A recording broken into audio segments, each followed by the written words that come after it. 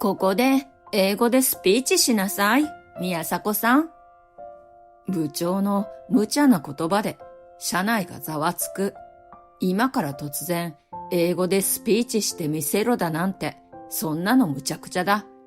明らかに同僚の宮迫さんに対する当てつけだった。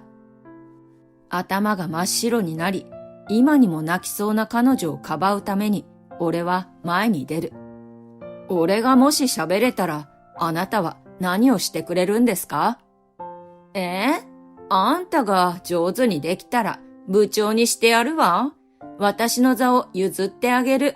でも、あんたが喋れなかったら、宮迫と一緒に左遷だから。その言葉に俺は答えて、俺はスピーチを始める。すると、部長は顔を真っ青にさせ、なんで？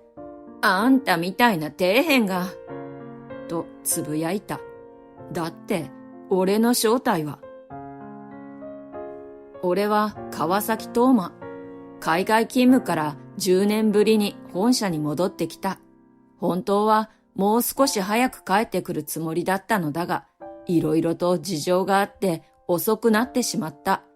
海外勤務をしている間、俺はある女性のことをずっと気にかけていた。その女性の名前は宮迫ゆりという。彼女に実際に会えるのは3年ぶりで、俺は本社へと向かう間、ずっとそわそわとしていた。俺の海外勤務が始まったのは10年前の話だ。日本から海外に向かうその日、空港まで見送りに来てくれたゆりに、俺は好きだと告白した。そして、海外勤務が終わったら正式に付き合ってほしいと伝えた。ゆりは照れくさそうに笑いながらも、いいよと答えてくれていた。俺が海外勤務をしている間、俺とゆりはずっとメールで話していた。互いの近況や楽しかったこと、愚痴などいろいろ。そして俺がまとまった休みが取れた時は日本に帰ってゆりと過ごしていた。本当は早く日本に帰りたいのだが、海外支社の社員たちや本社の上司に頼まれてなかなか帰れないことを話すと、ゆりは、私のことは大丈夫だから頑張って、と応援してくれた。遠距離でありながらも、俺とゆりは順調に関係を保っていた。しかし、事態は急変する。1年前のある時から、ゆりからの連絡が突然途切れてしまったのだ。何日か返信が来ないくらいなら十分にあり得る話だ。彼女だってフルタイムで働いているのだから、仕事に追われてメールを返す余裕がない時くらいあるだろう。けれど、どれだけ待っても、ゆりからは一向に返信が来ない。何度か心配のメールを送ってみたが、その返信もなかった。電話もつながらなかった。ゆり、今どうしてるんだろう。俺は社長に直談判し、本社に帰らせてほしいと頼んだ。俺をどうしても海外支社に滞在させたかったのか、社長は渋々の様子だったが、俺が10年この会社のために貢献し続けた功績を考慮してくれたのだろう。ついに社長は折れて、俺が日本に戻りたいというわがままを承知してくれたのだ。そうして俺は10年ぶりに本社に戻った。10年も経って、本社は以前とは別の新しいビルの中に移転していた。海外で勤務しているから全く実感がなかったが、本社はいつの間にここまで大きな会社になっていたのか。成長を目の当たりにすると、俺が10年費やしたことも無駄ではなかったのだと実感する。俺はピカピカになった新しいオフィスに入り、本社の上司に挨拶をして回る。俺の本社勤務は急遽決まったので、役職などは決まっておらず、とりあえず今の俺のポストはただの平社員である。だから上司との挨拶はこれからの仕事を円滑に進める上でとても重要だ。挨拶回りをしてみて気づいたことは、管理職の顔ぶれがガラッと変わっていたことだ。俺が海外赴任になってから10年も経ったのだから当然か。管理職を務めていた人の中には、おそらく俺のように海外勤務になった人もいるだろう。俺の会社はどんどん海外進出を進めて、その成果で利益を伸ばしているのだ。俺は管理職たちに挨拶をして回りながら、同時にユリの姿を探している。ユリがまだこの会社で勤めていることは、人事の人からすでに聞いていた。俺の正式な役職はまだ決まっていないから、取り急ぎ俺をユリと同じ部署に配属しておくということも。だから、この新しいオフィスのどこかにユリは絶対にいる。ほとんどの管理職へ挨拶を終える頃、俺はようやくユリと重しき女性を見つけ出したのだが、俺はその姿を見て、彼女がユリだと確信を持てなかった。なぜなら、彼女は最後に会った時から全く別人のように痩せていたからだ。俺が驚愕に目を見開いて見ていると、彼女は俺の方に振り返る。彼女と目が合って、俺は頭を殴られたようなショックを受けながらも尋ねる。ユリ、なのか？髪は最低限すいてくくっただけ。化粧もしていないように見えるし、目の下のクマも濃い。コンタクトをつけていたのに、今はメガネ。爪はしばらく切っていないのか伸びていて、指先は荒れているようでささくれが目立つ。あんなに可愛かったユリがどうして？ 3 年前、最後に会った時は可愛くおしゃれしてデートに来てくれたユリが、なぜこんなに豹変してしまったのか。俺が驚いてしまったからか、ユリはさーっと顔を真っ青にする。そこで俺は、とっさのことだったとはいえ、してはいけなかった反応を見せてしまったのだと後悔した。ユリは絞り出すように言う。ごめんなさい。そう言って、ユリはその場から逃げるように駆け出そうとする。俺は慌ててユリの手を引いた。待ってくれ、ユリ。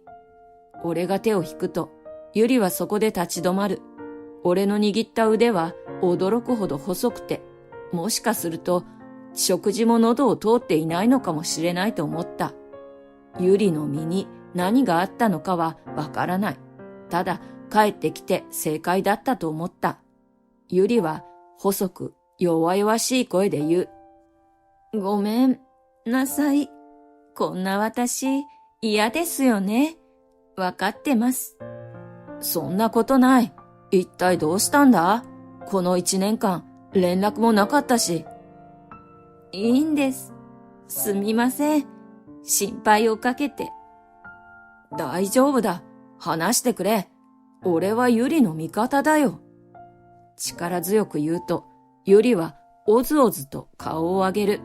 そこでユリはようやく俺の目を見てくれる。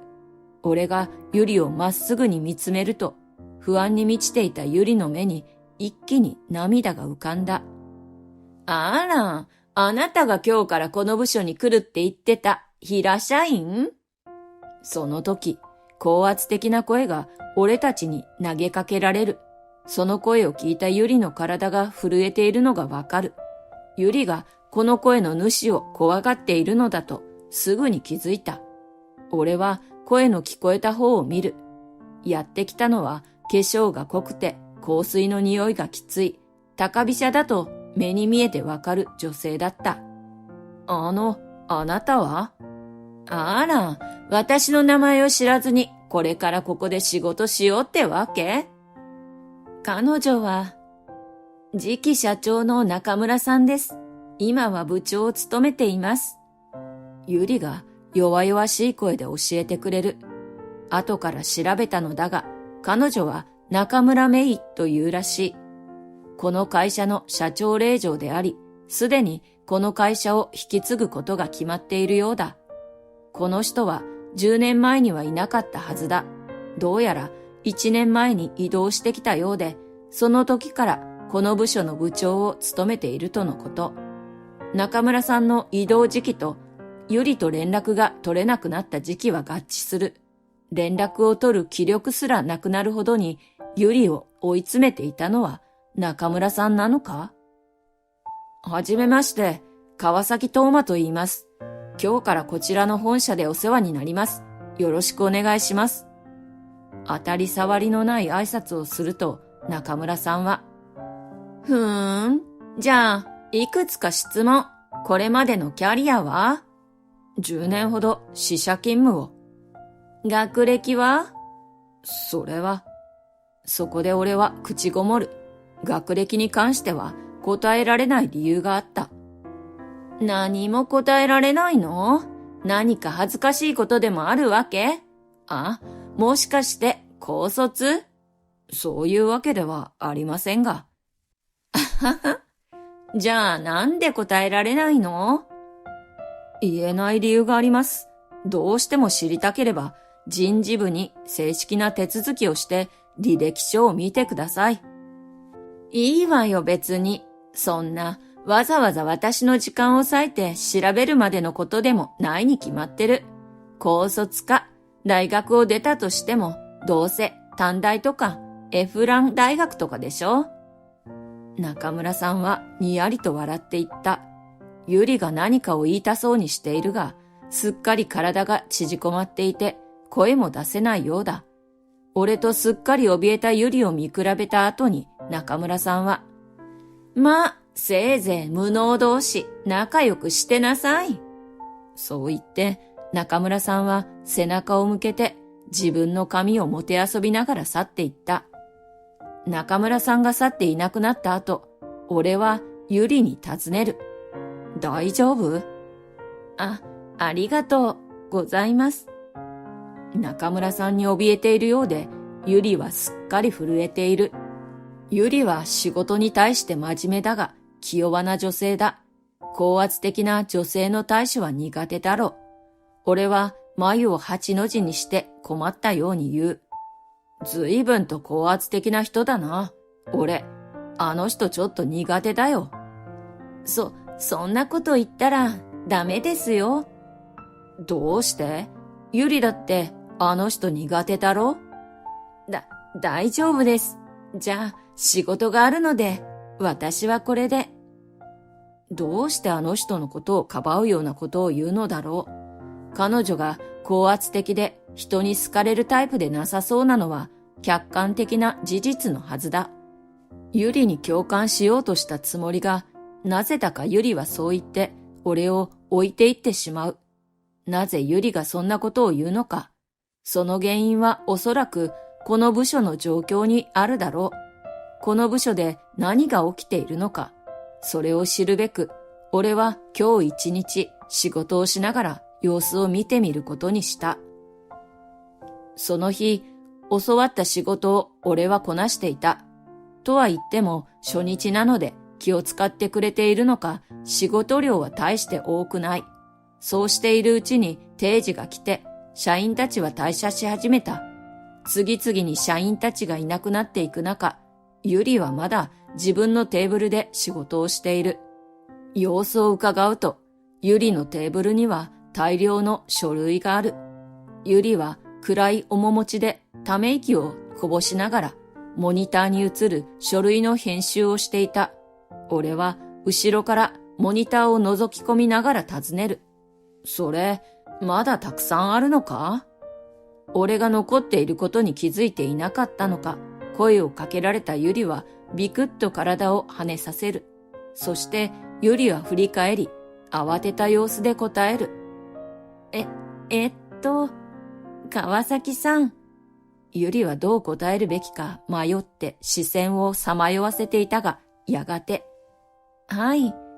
そうか。俺でもできる書類かな。手伝うよ。でも。今日そんなに仕事回されなくて体力残ってるからさ。ゆり、疲れてるだろ？何をしたらいいのか教えてくれ。川崎さん、もう定時なので帰ってくださって大丈夫ですよ。大丈夫だから、俺がこういう仕事得意なの知ってるだろ？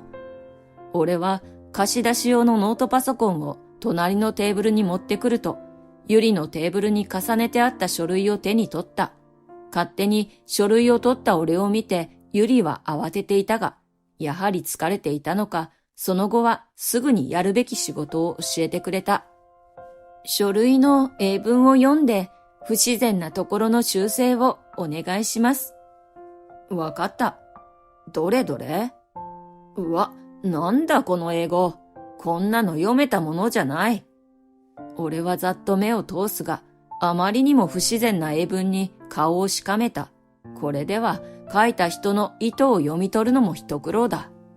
ゆりは英語得意だから、この書類の修正を任されてるってことか？そうだといいんですけど。ゆりを元気づけるために言ってみたが、きっと実情は違うのだろう。おそらく中村さんに定時で絶対に終わらない量の仕事を押し付けられているのだ。ゆり、敬語はやめてくれ。でも。というか、なんでそんなに他人行儀なんだ？しばらく連絡くれなかったし、心配してたんだぞ。怒ってますか？連絡しなかったこと。怒ってるよ。そこで、ゆりがこの世の終わりだとばかりに顔を青くする。そう、ですよね。こんな私なんか。違うよ。俺が怒ってるのは、ゆりがこんなに大変な目に遭ってるのに、俺に一言も言ってくれなかったってこと。ゆりがハッとする。俺、頼りなかったか？違う。トーマくんは海外で頑張ってるから、私なんかのために困らしちゃいけないと思って。やっと敬語、やめてくれたな。俺が笑ってみせると、ゆりは恥ずかしそうに口を覆う。ゆり、約束覚えてるか？10年も待たせちゃったけど。覚えてる。俺、気が早くてさ、まだ正式に付き合ってたわけじゃないのに、メールしてるだけで、ゆりの恋人のつもりでいてさ、笑えるだろ？だから、帰ってくるのもこんなに遅くなって。そんなことない。私、トーマくんのことずっと大好きで、メールもすごく嬉しくて。こんな俺でも、まだ好きだって言ってくれるのか？私、トーマくんのことずっと好きだった。だから、そんなこと言わないで。だったら、これからは俺を頼ってくれ。ゆりが目を見開く。いいの？もちろん。今までゆりが苦しい目に遭ってた分、これからは俺に守らせてくれ。それに、俺にはゆりに返しきれないくらい恩がある。そこでゆりの目に涙が浮かび始める。もうトーマくん、私のことなんか嫌いになっちゃったと思って。ゆりは帰国した俺が彼女を見たとき、幻滅したと思っていたらしい。確かに、あまりの表現に驚いてしまったとはいえ、あの反応は俺も失敗したと思っている。トーマくんが帰ってくるって聞いて、私、可愛いって言ってもらえるように、ちゃんとおしゃれしなきゃって思ったのに、毎日残業ばっかりで、そんな元気もなくて。あの時はごめん、俺が悪かった。ゆりの目に浮かんだ涙を俺は拭ってやる。今更になっちゃったけど、約束を果たすの、今でもいいかな。俺はまっすぐにゆりを見て言う。その言葉を聞いたゆりは、俺を見つめ返す。俺と付き合ってくれないか？うん。その言葉を聞いて、嬉しそうにゆりは涙を浮かべながらも、嬉しそうに笑った。人事部によると、俺はしばらくゆりと同じ部署で仕事をすることになるそうだ。役職がどうなるかはもう少し待ってほしいとのことだ。そのため、俺は部署の中からゆりの様子に目を光らせた。そうしてゆりの様子を気にかけながら仕事をしていると、中村さんが彼女に仕事を押し付けるところを目撃したのだ。宮迫さん、これやっておいてくれない？ゆりが目を泳がせる。きっとその仕事を引き受ける余裕はないのだろう。これで仕事を引き受けてしまっては、またゆりは遅くまで残業する羽目になる。ゆりが困っているのを見て取った俺は、二人の元に向かうと言う。宮迫さんは今忙しいみたいです。他に手の空いている人を俺が探してきます。私は宮迫さんにお願いするって言ってるんだけど。手が空いている人がいるなら、そっちの方に任せた方が効率がいいと思います。ふん、生意気ね。いいわ、好きにしなさい。中村さんの去り際にチッとした打ちが聞こえた気がした。多分、彼女は仕事の分配が目的ではなく、ただただゆりに仕事を押し付けたいのだろう。嫌な人だな。ありがとう。ごめん、迷惑かけて。このくらいは何でもないよ。あと、終わってない仕事があったら回してくれていいからな。頼ってくれって言っただろう。うん。ゆりの笑顔を見て、俺は安心する。たとえ俺が残業することになろうとも、ゆりが笑ってくれる方がずっといい。そう思いながら、俺は中村さんから預かった仕事を回せる人を探し始めた。そうして仕事をしているうちに定時がやってくる。俺はゆりの仕事を手伝っていたが、俺が本社に戻ってくる前に相当な数の仕事を押し付けられていたようで、これがなかなか終わらない。とはいえ、二人がかりで取り掛かっていたし、今日押し付けられそうになった分は防いだので、終わりのめどは立っている。とりあえず、定時内にしっかりとこなせば、数日後の期限には間に合いそうだった。俺はジャケットを着てビジネスバッグを持つと、ゆり、帰ろう。待ちなさい。一緒に帰ろうと、俺がゆりに声をかけたところで、中村さんがやってきた。そこで俺は察する。おそらくゆりは定時で帰ろうとしても、いつもこうやって中村さんに邪魔をされていたのだ。仕事が終わってないのに帰るつもり？これだから無能は。それは、ゆりが言いよどんでいたので俺が前に出る。この仕事の期限は数日後です。明日、明後日の定時内でやれば十分に終わりますから、今日残ってやるメリットがあるとは思えません。はあ？私に立てつくつもり？私が誰だかわかってるの？わかっています。ですが、社長令状なら、残業した社員には割増賃金が必要になることくらい知ってますよね。会社にとっても不要な残業は減らした方がメリットが高いはずです。ふん。ここでゆりに不要な残業をさせると会社の金を必要以上に消費してしまうことになる。その言葉に反論する材料が見つからなかったのだろう。腑に落ちない様子だったが、中村さんは二人を置いて帰っていった。中村さんがいなくなった後、ゆりはほっとした様子で深く息をつく。ありがとう、トーマくん。今日は何回も助けられちゃった。いいよ。にしてもひどいよな、中村さん。社長令嬢だからってあんな身勝手なことが許されるなんて。みんな見て見ぬふりをするの。目をつけられたくないから。多分、この部署の人たちはみんな中村さんに目をつけられないように慎重に仕事をしているのだろう。だから最初に中村さんのことを悪く言っていた俺をゆりはやんわりと止めようとしたのだと思った。トーマくんまで巻き込まれたら。大丈夫だよ。海外はもっと大変なことたくさんあったんだからさ。そうなんだ。でも本当に気をつけてね。あの人はいろいろ良くない噂があって。人事部もあの人の言いなりだから、あの人を怒らせたら左遷されちゃうかもしれない。トーマくん、せっかく帰ってきてくれたのに。そんなことがあるのか？まあ、でも、その時はその時だな。ゆりがひどい目に遭わされるのを見過ごすわけにはいかないし。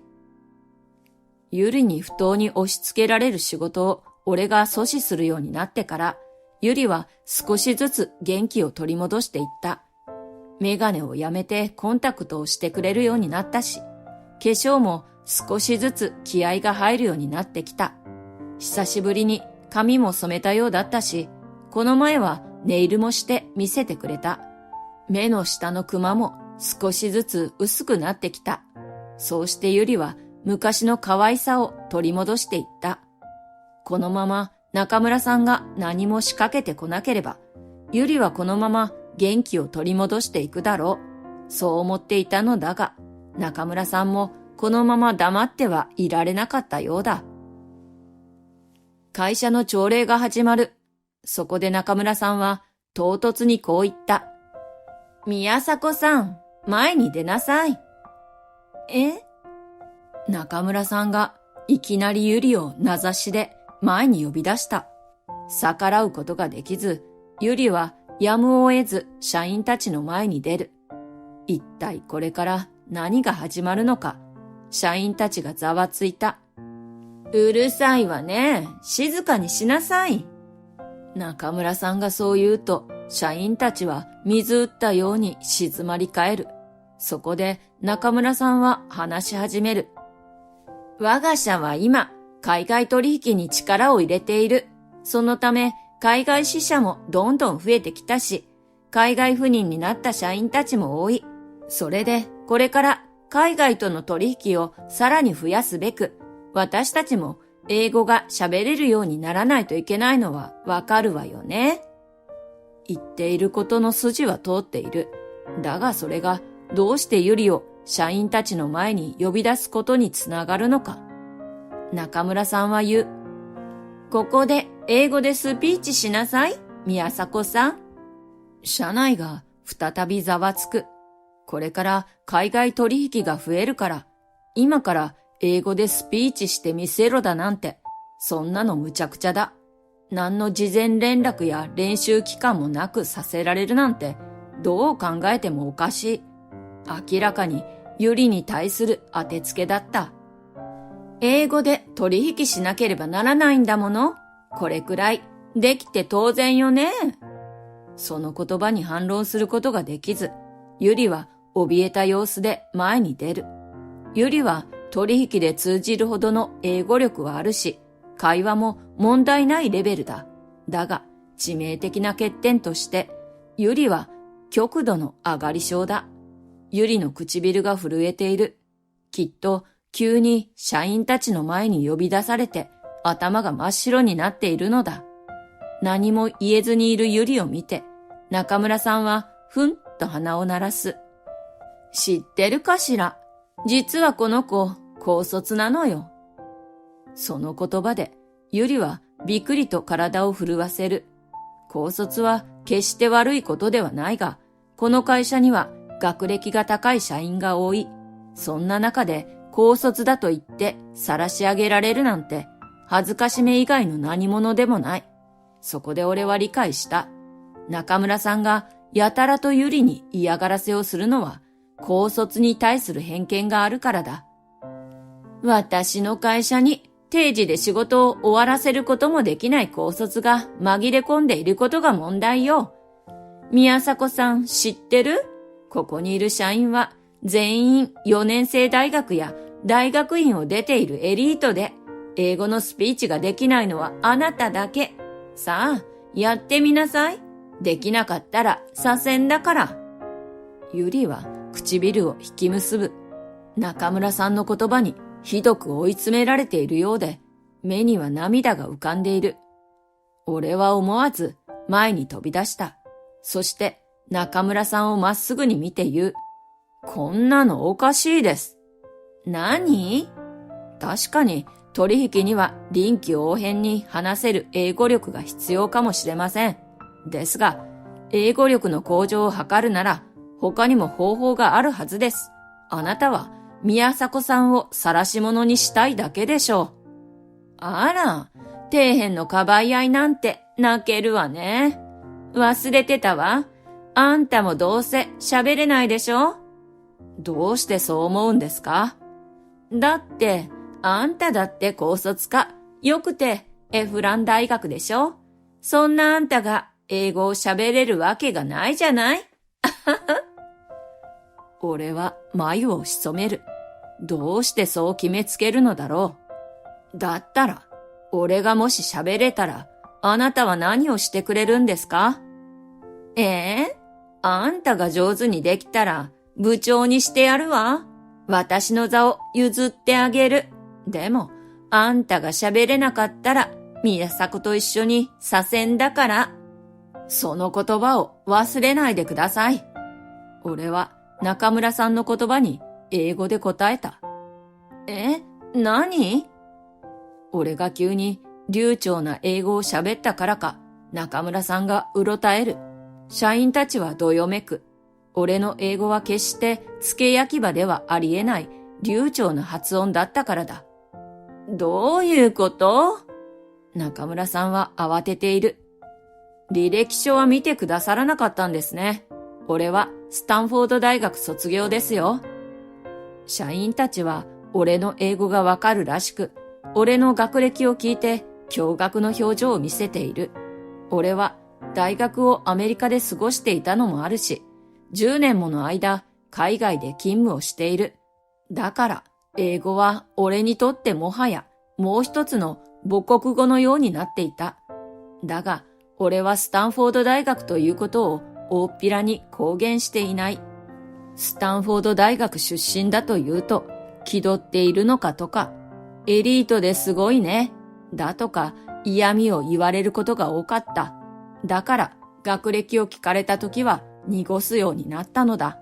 そういう経緯もあって、大学卒業後にこの会社に入社した俺はなかなか人と打ち解けられずにいた。そんな中、俺に声をかけてくれたのはゆりだ。ゆりは俺の学歴を知っていたが、それを素直に尊敬し、英語を教えてほしいと言ってくれたのだ。彼女はこの会社が海外進出を始めると聞いて、英語を勉強し始めたが、一人だとなかなか上達しなくて困っていたらしい。孤立する俺にそうやって声をかけて頼りにしてくれたことがどれだけ嬉しかったか。彼女に必要とされたことがどれだけ俺の救いになったか。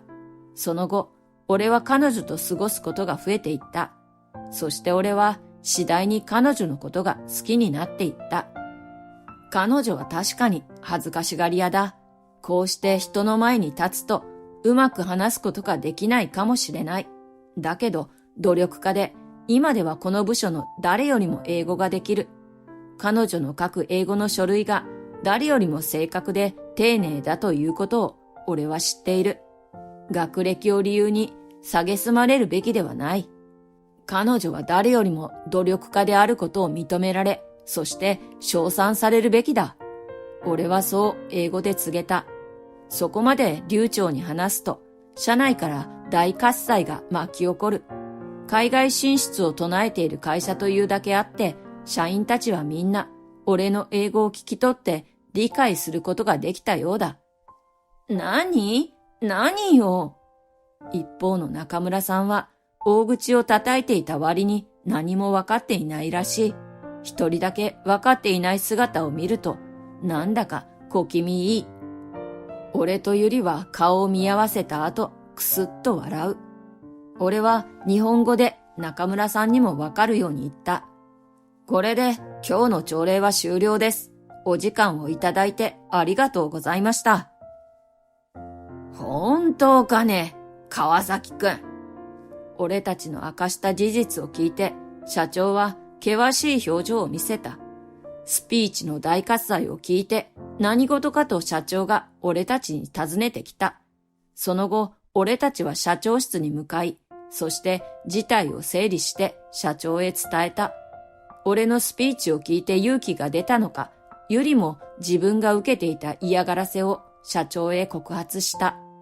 中村さんは大口を叩いていたが、実は英語が得意ではない。全くできないわけではないが、少なくともビジネスで通用するレベルではない。そのため、中村さんが海外との取引に使っていた書類はよく差し戻され、その度にゆりが直していたのだという。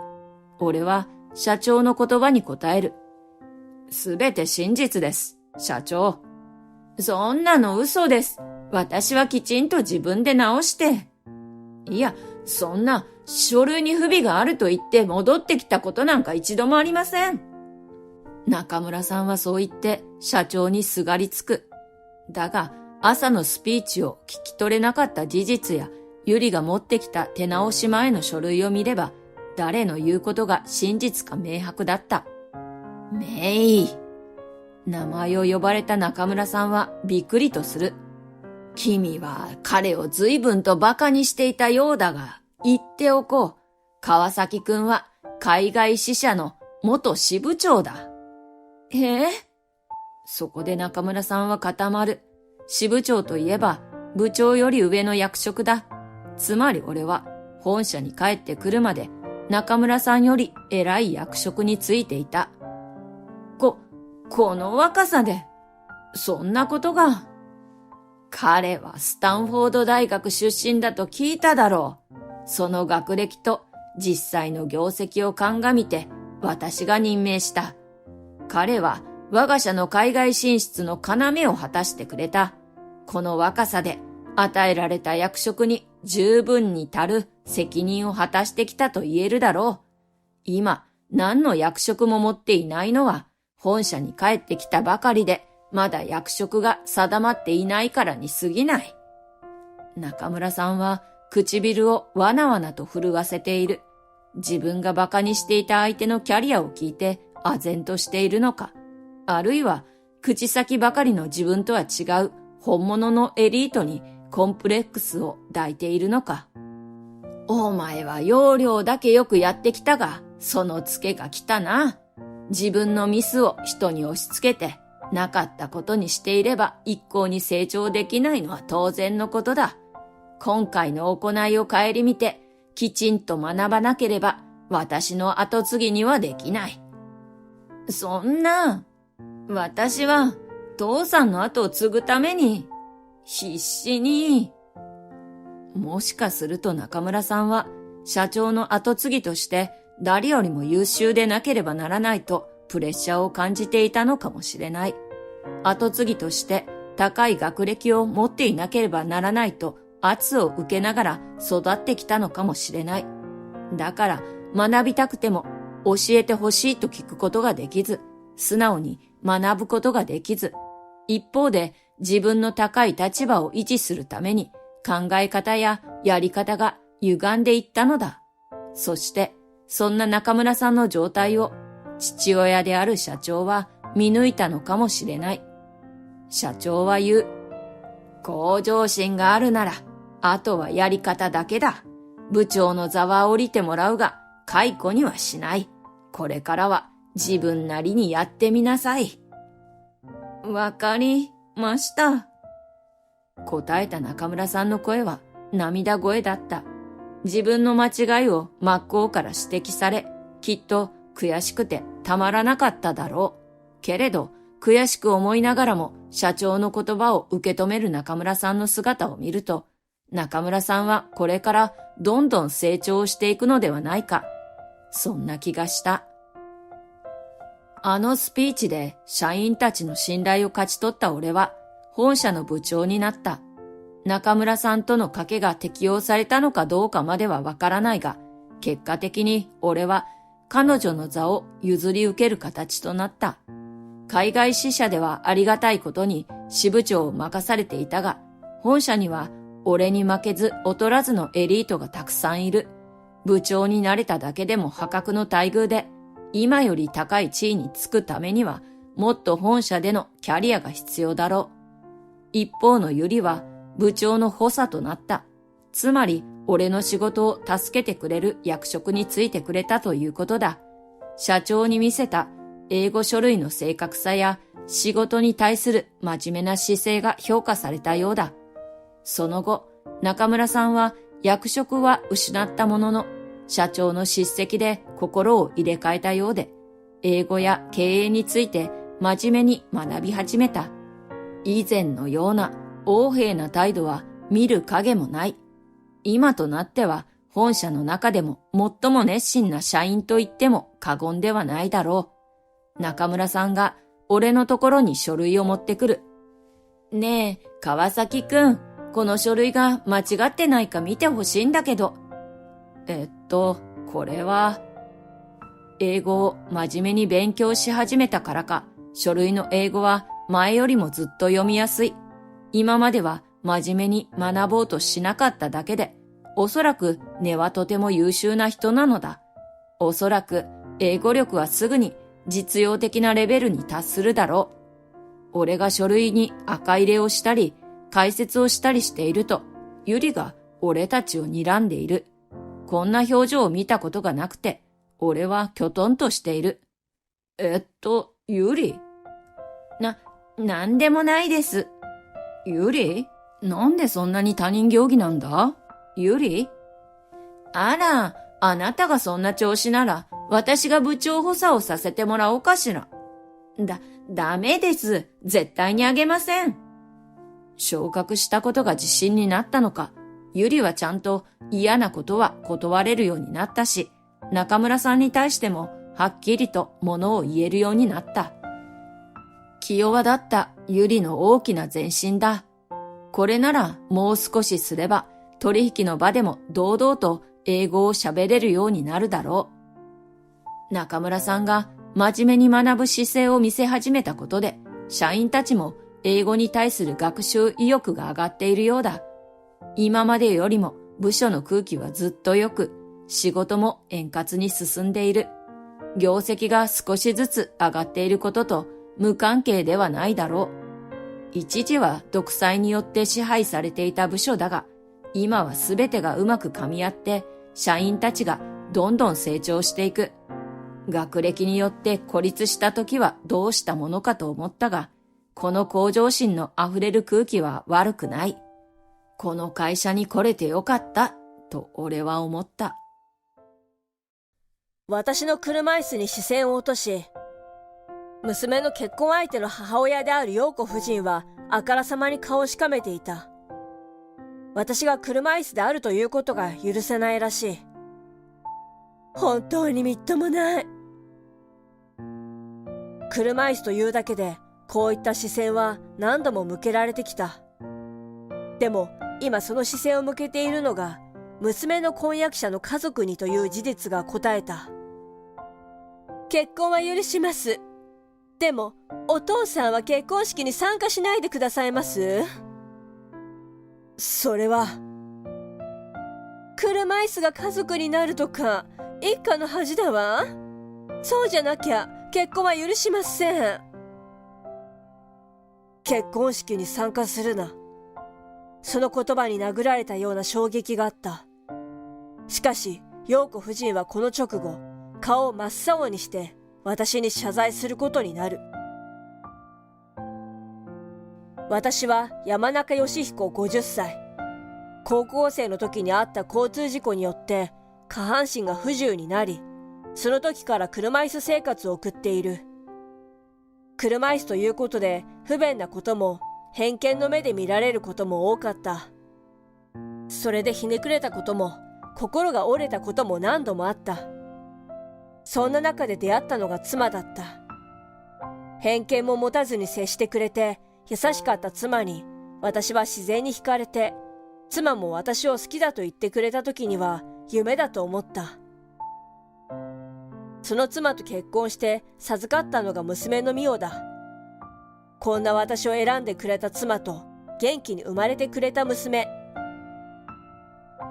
私が車椅子だということで不便なことも好奇の目にさらされることもあった。だからその分幸せにしたいと思っていた矢先、美桜が中学生の時に妻は交通事故で亡くなった。父と子2人になって、それでも美桜は私についてきてくれた。だからその分不自由のないようにしたいと懸命に働いたが、どんどん娘との時間はなくなってしまった。子供の頃は懐いていてくれていた美桜も大きくなるにつれて、父親である私をそれとなく避けるようになっていることに気がついていた。高校生の時にあった面談の時も、三者面談来なくていいから、でも進路を決める大事なものだろ。お父さん仕事も忙しいでしょ。別にいいから。いや、仕事は休みも取れるし。いいから来ないでってば。本気で嫌がった娘の様子を見て、それ以上何も言えなかった。それ以来娘の学校の行事などにも顔を出すことはなくなった。年頃だからなのか、私が車椅子だからなのか。わからないが、親子二人の生活になって仕事が忙しくなるようになって、娘との距離はなおのことを開いた。ミオは大学卒業後には就職して一人暮らしをすると言って出て行ってしまい、その後は1年に1度や2度顔を出す程度。頻繁に連絡を取り合うわけでもなく、たまにでも顔を出してくれるだけでありがたいと思っていた頃、娘から久しぶりに連絡があった。お父さん、私結婚することにしたの。顔合わせに来てほしいんだけど。娘からのそんなメッセージを読んだ時は心臓が止まるかと思った。ぶっきらぼうな娘のメッセージに心底驚いたのだ。娘に伝えられた顔合わせの料亭はバリアフリーだったことで、案内された部屋は楽に来ることができた。久しぶり。ああ、元気そうだな。うん、お父さんも。出迎えてくれた娘は少し緊張したような面持ちでいた。半年ぶりほどに顔を見ただけだったが、少し大人びて見えるのは気のせいだろうか。はじめまして、木島隆です。こちらこそ、今日はありがとう。いえ、先に挨拶に伺うのが筋だったのに、顔合わせが先になってしまって申し訳ありません。娘の婚約者の隆はまっすぐに私の目を見て頭を下げた。いや、私が忙しくて今日しか時間が取れなかったせいだ。すまなかったね。この場で申し訳ないのですが、ミオさんは必ず幸せにします。結婚を許してくださいませんか？やだ、こんなところで。料亭の部屋の入り口でこんな風に頭を下げられるとは思ってなくて目を丸くした。ミオはそんな婚約者の様子に恥ずかしそうに顔を赤くしていた。結婚するとミオから聞いて電話で話を聞いていた。婚約者は真面目で恥ずかしいくらいにまっすぐな人なのだと。娘はおかしそうに話していたことを思い出して思わず微笑む。なるほど。娘から聞いていた通りの人だ。こちらこそよろしくお願いします。先に着いた私や娘と婚約者が先に部屋で待っていたところに、婚約者の親であろう人が入ってきた。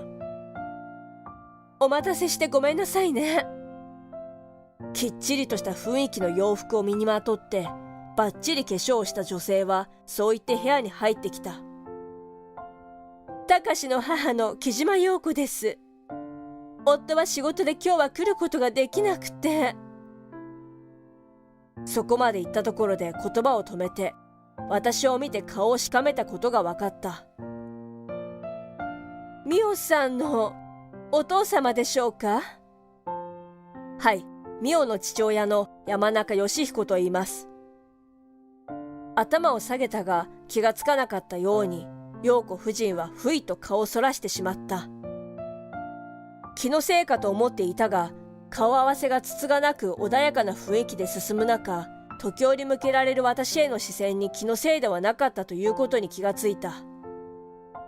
私へというより車椅子へと向けられる視線はあまりいいものではなく、そういった視線に何度も出会ってきた私はすぐに気がついた。結婚式はどうするか、そんな話をしていた頃、ミオの電話が鳴った。あ、すみません。会社からの電話で。大丈夫。気にしないで。出てきなさい。ちょっと失礼します。そう言って妙が部屋を出て行った後、陽子夫人は深くため息をついた。はあ、まさかね。母さん、どうしたんだよ。たかし、あなたは知っていたの？妙さんのお父様が車椅子だって。ああ。まあ、なんてことを。知っていたならどうして言わないの？こんなことなら絶対に結婚を許したりしなかったのに。深くため息をついて、陽子夫人は困ったような顔をしていた。夫は会社の社長をしているんです。息子はその跡取りで、まさかその家族が車椅子だなんて。母さん、やめろよ。何言ってるんだ。婚約者は陽子夫人をいさめたが、全く気にも留めていないようで止まらなかった。本当にみっともない。陽子夫人は嫌悪感をあらわにした視線を隠そうともせずに私に向けていた。車椅子だというだけでこういった視線は何度も向けられてきた。でも娘の婚約者の家族にという事実が答えた。申し訳ございません。でも娘は。まあ、娘さんは名門大学を出ていらっしゃいますし、大手企業にお勤めですし、うちの家にも釣り合うと思って、だから結婚を許しましたけどね。でもお父さんがこれじゃ。ぶしつけな視線は私の足元、車椅子を見て険しいものになった。母さん、もうやめてくれよ。結婚は許します。でもお父さんは結婚式に参加しないでくださいます？それは。なんてことを言うんだ。ミオにとってたった一人のお父さんなんだぞ。結婚式は会社の関係の人もたくさん来るのよ。こんな人が親族だって知れたら、うちの会社にも影響があっては困ります。車椅子が家族になるとか一家の恥だわ。そうじゃなきゃ結婚は許しません。結婚式に参加するな。その言葉に殴られたような衝撃があった。妻が亡くなってから男で一つで育てた娘。妻の分も大事にしてここまで育ててきたが、あまりいい父親ではなかったかもしれない。あまり会話もなかった。でも結婚すると聞いて寂しさと、ようやくここまで来たという安心もあった。それがこんなことになるなんて。信じられない。お父さん、本当に申し訳ないです。気にしないでください。娘の婚約者は気遣うように声をかけてくれて、膝の上で握りしめた手を見た。娘の相手が優しい人だったことがせめてもの救いだ。ミオが思春期を迎えてから今日まで会話らしい会話はした記憶がない。でも私が婚約者のことを聞いた時には、そんなミオがすごくいい人だと嬉しそうに言っていたことを思い出す。わかりました。お父さん。たかしくん、いいんだ。陽子夫人は私の言葉を聞いて満足そうに笑っていた。ミオとは年に一度くらい会う程度だったし、仕事ばかりにかまけてあまり目をかけてやれなかった。きっと娘は私を好きではないだろう。そんな私が結婚式に行かないことでミオの結婚がうまくいくのなら、娘にはこのことは言わないでくれ。そう言って笑うと、婚約者は悔しそうに唇を噛みしめていた。お待たせ、どうしたの？電話を終えて戻ってきた娘は部屋の中の物々しい雰囲気に気がついたのだろう。心配そうに眉をひそめていた。何もないよ。ええ。笑いかけたが娘は怪訝そうにしていた。話を変えるように陽子夫人が口を開く。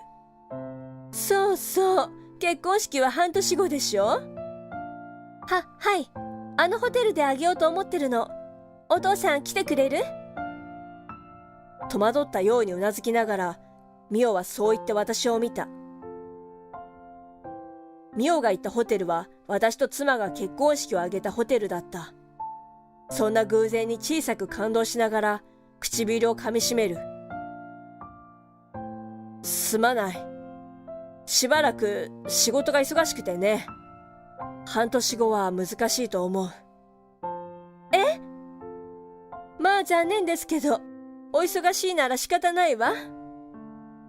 全く残念に思っていなそうな陽子夫人が声高々にそう言った。それを聞いてずっと口をつぐんでいた婚約者が声を出す。お父さん、こんな、たかしくん。すまない。私は参加できないが、娘のことを頼む。大事な娘なんだ。そう、大事な娘なんだ。結婚すると言っていた時の幸せそうな声を思い出す。婚約者のたかしくんもいい人で、きっと娘は幸せになれるだろう。きつそうな姑だが、たかしくんがいてくれる。これからは彼がミオを守ってくれるんだろう。ミオのこれからの人生に、私は必要ない。そっか。忙しいなら仕方ないね。すまない。ミオは少し表情を曇らせたが、それ以上は何も言わなかった。ろくに会話もしない父親が来ないことはきっと大したことではないのだろう。ただ、娘に幸せでいてほしい。たとえ結婚式に行けなくても、ただそれだけが私の願いだった。娘の結婚式の当日、私は会場に来てしまっていた。あの顔合わせから婚約者から何度か連絡があった。母親のことは自分が何とかするから娘のためにも来てくれないかと。そんな風に言ってくれることはありがたかったが、陽子夫人の嫌悪の視線や物言いを思い出すと、娘の今後のためにも行くべきではないと思った。これから義実家として家族付き合いをしていくのは娘なのだ。いい付き合いができた方がいいに決まっている。それでもご祝儀だけでも置いていきたいと思って式場まで来ていた。30年近く前に自分が結婚式をして以来、初めてこのホテルに来た。受付まで来て、妙や陽子夫人たちの目につく前に帰ろうと思っていた頃、後ろから声がした。お父さん？はっ。お父さん、来れたの？いや。駆け寄ってきたミオに何と言っていいものか分からずに言葉に詰まる。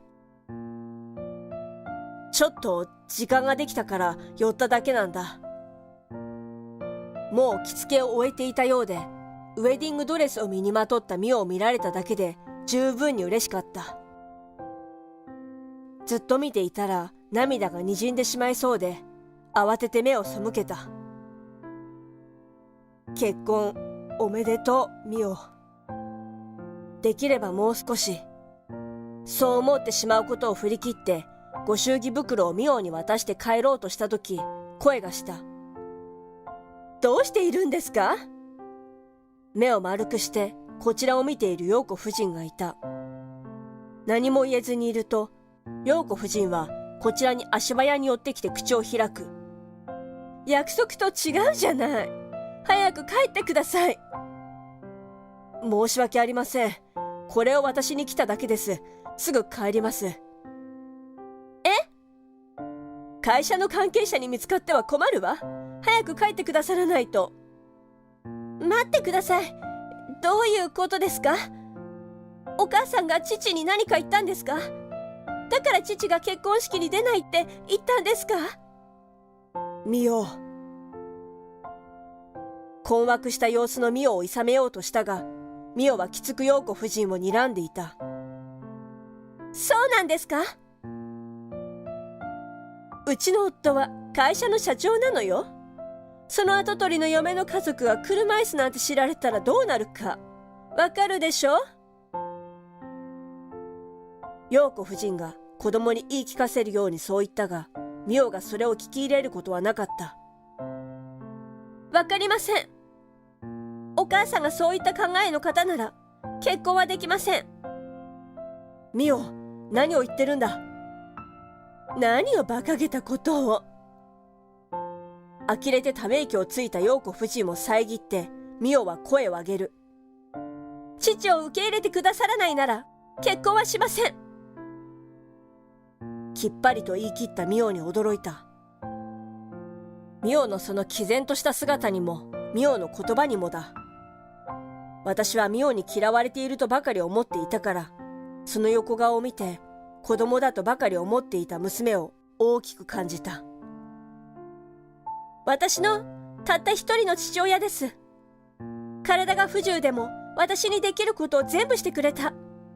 大事な父です。そんな父をバカにするような人とは家族になれません。ミオ。ずっと大事にしてくれてるのは分かってた。でも、忙しいお父さんにどう接すればいいか分からなくて。私の唯一の家族なんです。そう言ってミオは涙をこぼしていた。まさかそんな風に思ってくれているなんて思わなかった。思春期からずっとミオは私にそっけなく冷たかったから。ミオの言葉を受けて、陽子夫人は顔を真っ赤にして怒る。家族になるのは私たちなのよ。そんな車椅子の足手まといを取るっていうの？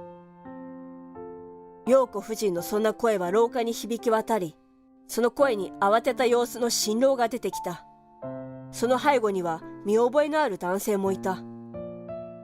足手まといって何ですか？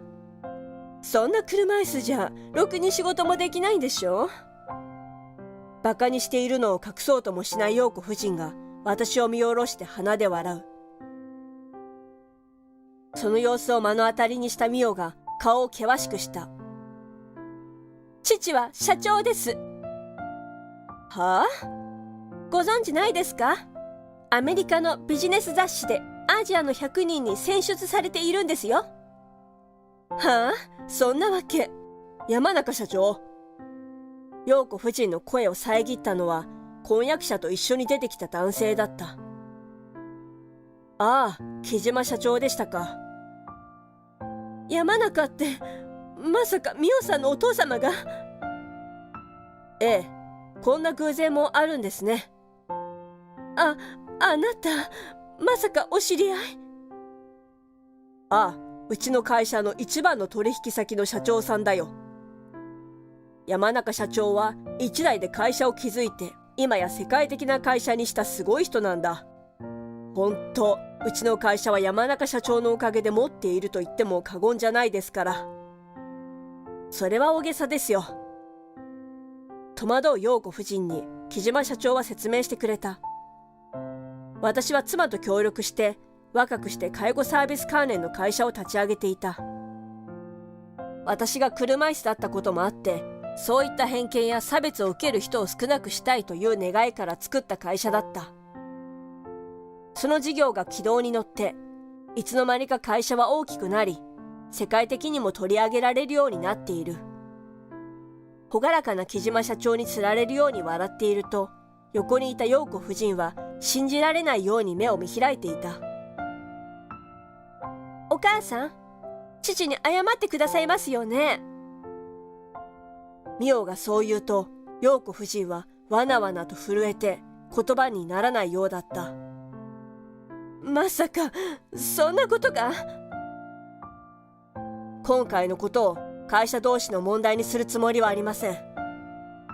でも、ミオの親として、今後何かあったら黙っていないということを理解してください。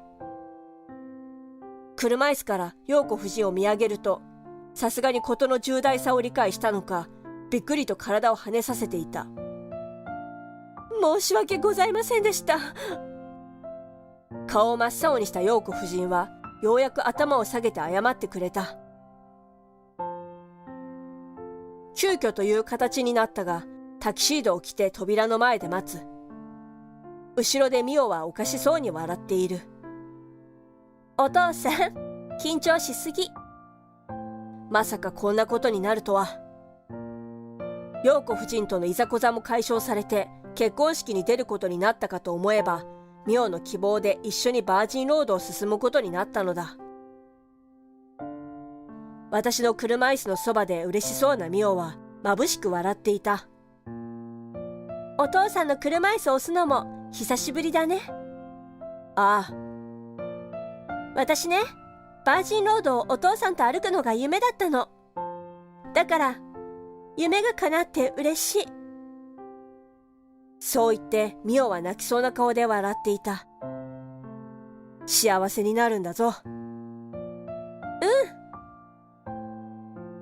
扉が開いて眩しくて目を細める。娘と進んだバージンロードの景色をこれから一生忘れることはないと思う。私が心配していたミオと義実家との問題はその後もないようだった。それというのも陽子夫人の行いが木島社長にも伝わったのだ。以前から付き合いがあるから分かっているが、木島社長は車椅子だからなどという差別をする人ではなく、今回そんなことをした陽子夫人をひどく叱ったそうだ。ましてや今回の相手が取引先である私だったから、一歩間違えば会社の存続に関わる問題になっていた。今回は私も目をつむることにして、そのことを大変感謝された。これでもかというほどに木島社長から謝罪も受けた。陽子夫人も息子と夫にひどく叱られて、だいぶ絞られて反省したようだ。しばらくは好きに買い物もさせないと木島社長はお怒りだったから、それも聞くことだろう。陽子夫人もだいぶ懲りたようだった。陽子夫人に向かったミオの姿を思い出し、嫁姑問題もミオなら問題ないだろうと思う。ミオが結婚してミオたち夫婦はよく家に顔を出すようになった。お父さん、今日はおかず持ってきたよ。自分でするからいいのに。今日のおかずは自分も手伝ってみたんです。ぜひ食べてください。ミオが結婚して寂しくなると思っていた。それが今は以前より騒がしくなった。ミオ、今幸せか？ええ、すっごく幸せよ。眩しいくらいのミオの笑顔に目を細める。娘に幸せでいてほしい。それが私の何よりもの願いだった。妻の分もこれからも娘夫婦を見守っていきたいと思っている。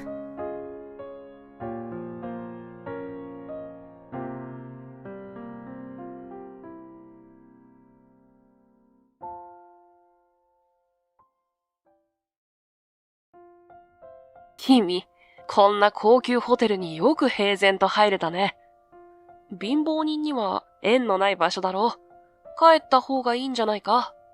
同窓会で久しぶりに再会した同級生の言葉がナイフのように胸に突き刺さる。確かに俺は母子家庭で育ち、高校も通信制。でも今は、その時、人混みをかき分けるように学年一と言われていた美女が近づいてきた。彼女は周囲の視線を集めながら俺の前で立ち止まる。彼女は俺の耳元に唇を寄せ、囁いた。じゃあ、二人で抜け出そっか。言葉通り会場を抜け出した俺たち。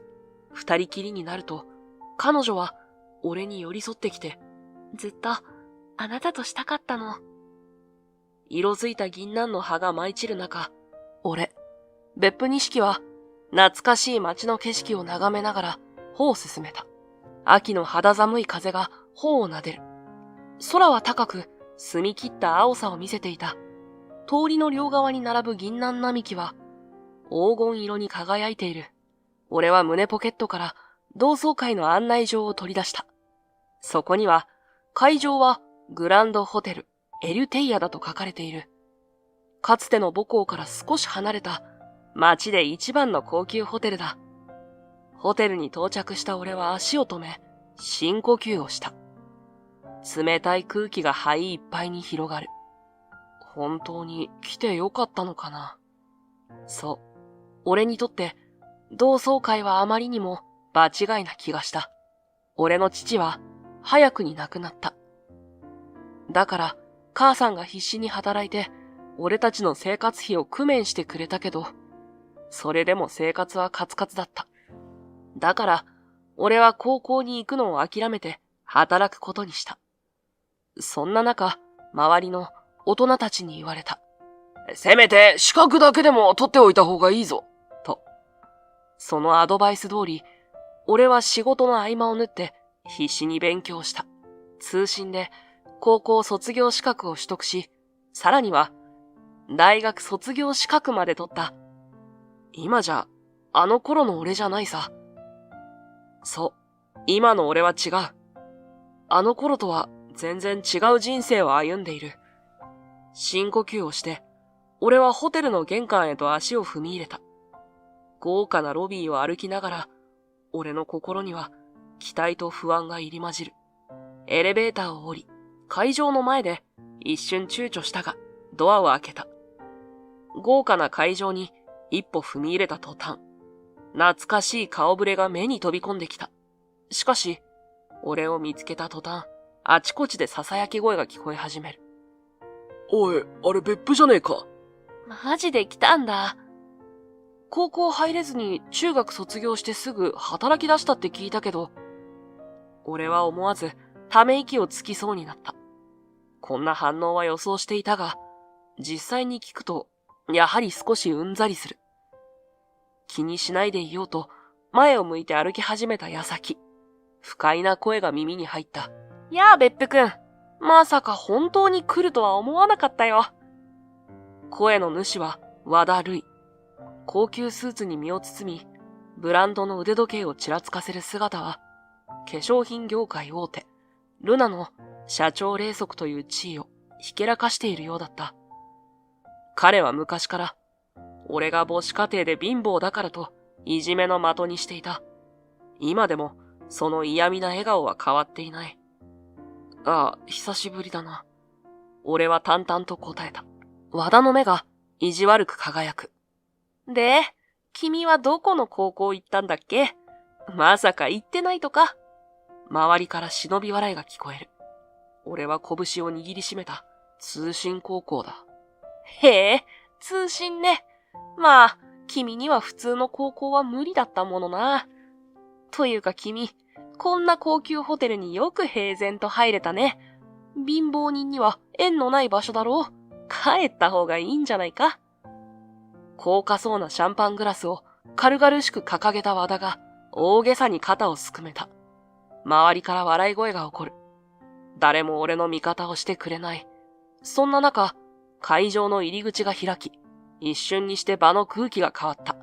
そこに立っていたのは、かつて学年一の美女と呼ばれた小林紅だった。小林の姿は、まさに息を飲むほどの美しさだった。中学時代から人目を引く美少女だった彼女だが、今やその魅力は一段と磨きがかかり、成熟した女性の気品をまとっていた。彼女は真紅のドレスに身を包み、その姿は妖艶さと気品を兼ね備えていた。細い腰のラインはドレスのシルエットによって一層際立ち、中学時代には想像もできなかった大人の女性の魅力を放っている。小林が一歩踏み出すたびに、ハイヒールが床を軽やかに打つ音が響く。その歩み方はまるでモデルのようだ。かつての清純な美少女は、今や誰もが振り返るほどの美女へと成長を遂げていた。その変貌ぶりに、同窓会に集まった同級生たちは、皆、驚嘆の眼差しを向けていた。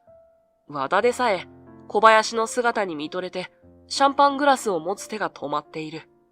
しかし、すぐに我に返った和田は、得意の笑みを浮かべながら、紅に近づいていった。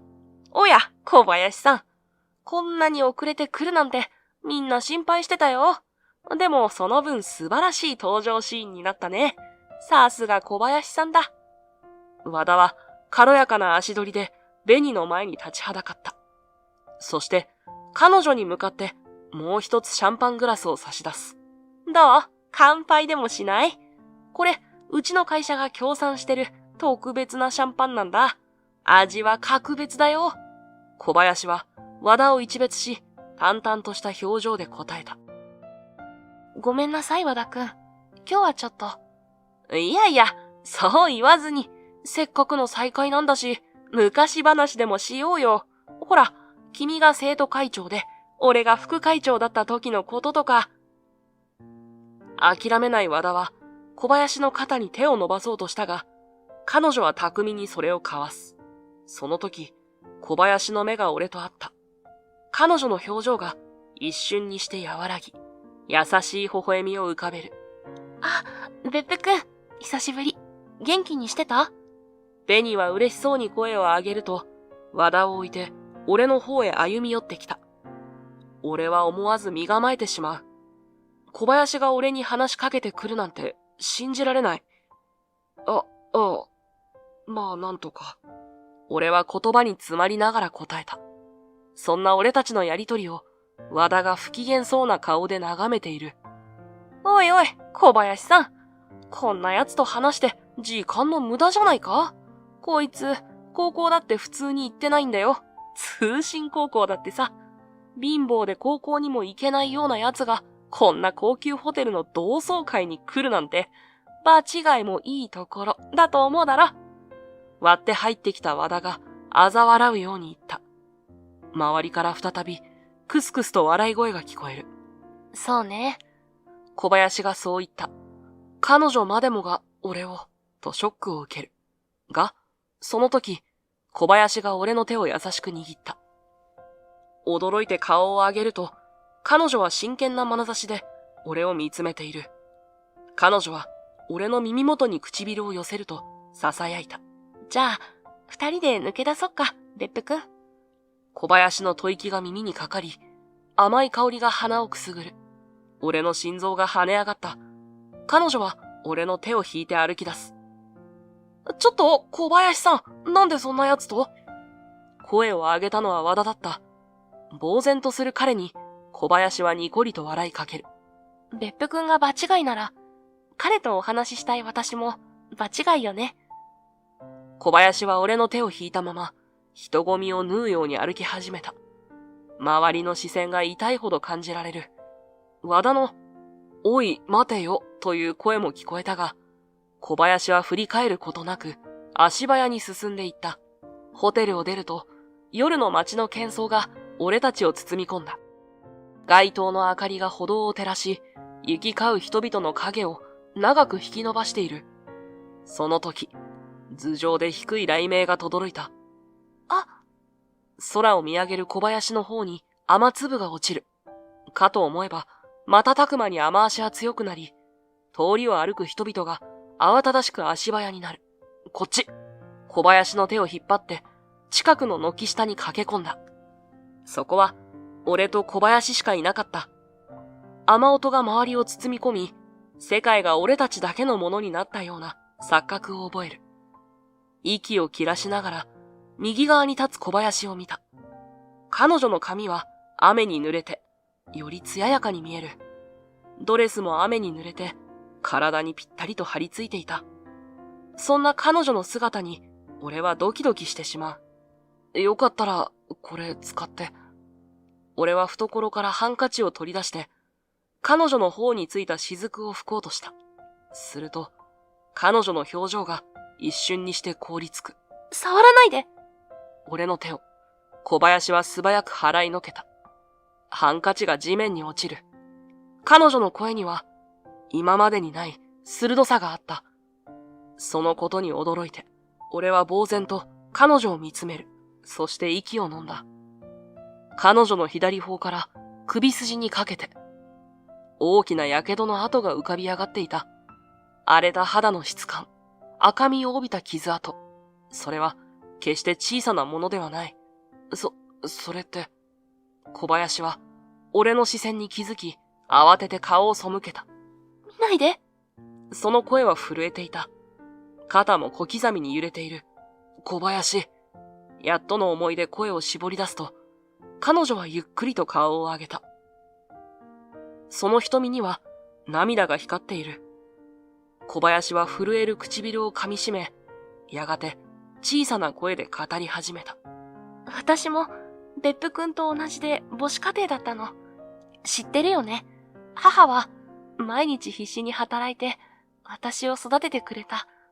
でも去年の夏だった。いつものように台所で母と料理をしていたら、突然母が苦しそうな声を上げたの。振り返ったら、母が胸を押さえて倒れるところだった。その拍子にお湯を沸かしていた鍋がひっくり返っちゃって、母にかかりそうになったから、とっさにかばった。それが私の顔にかかって。小林はやけどの後に手を当てた。熱くて痛かった。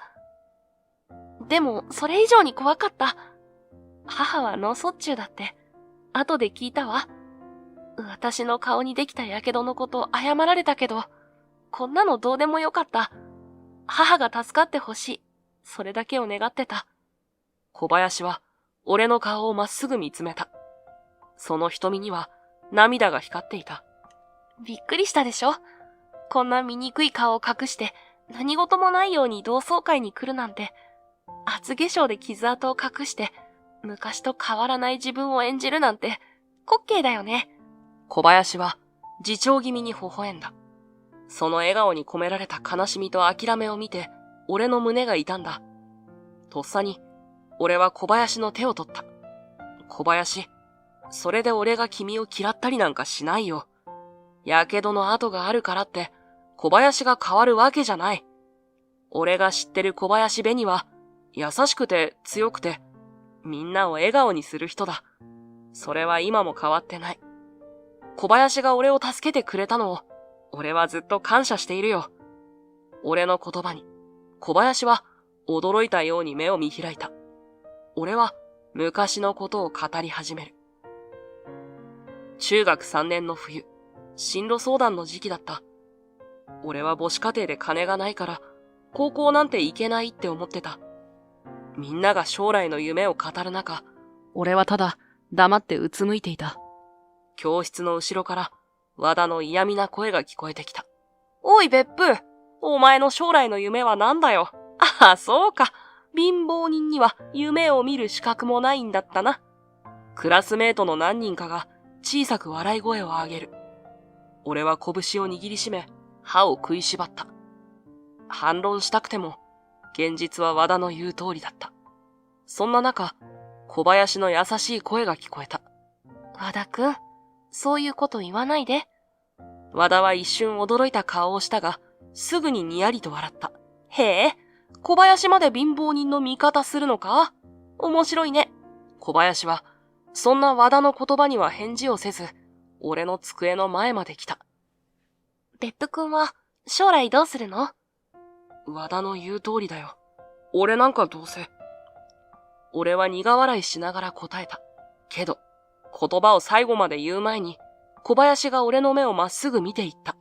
別府くんには、たくさんの可能性があるよ。俺は驚いて顔を上げた。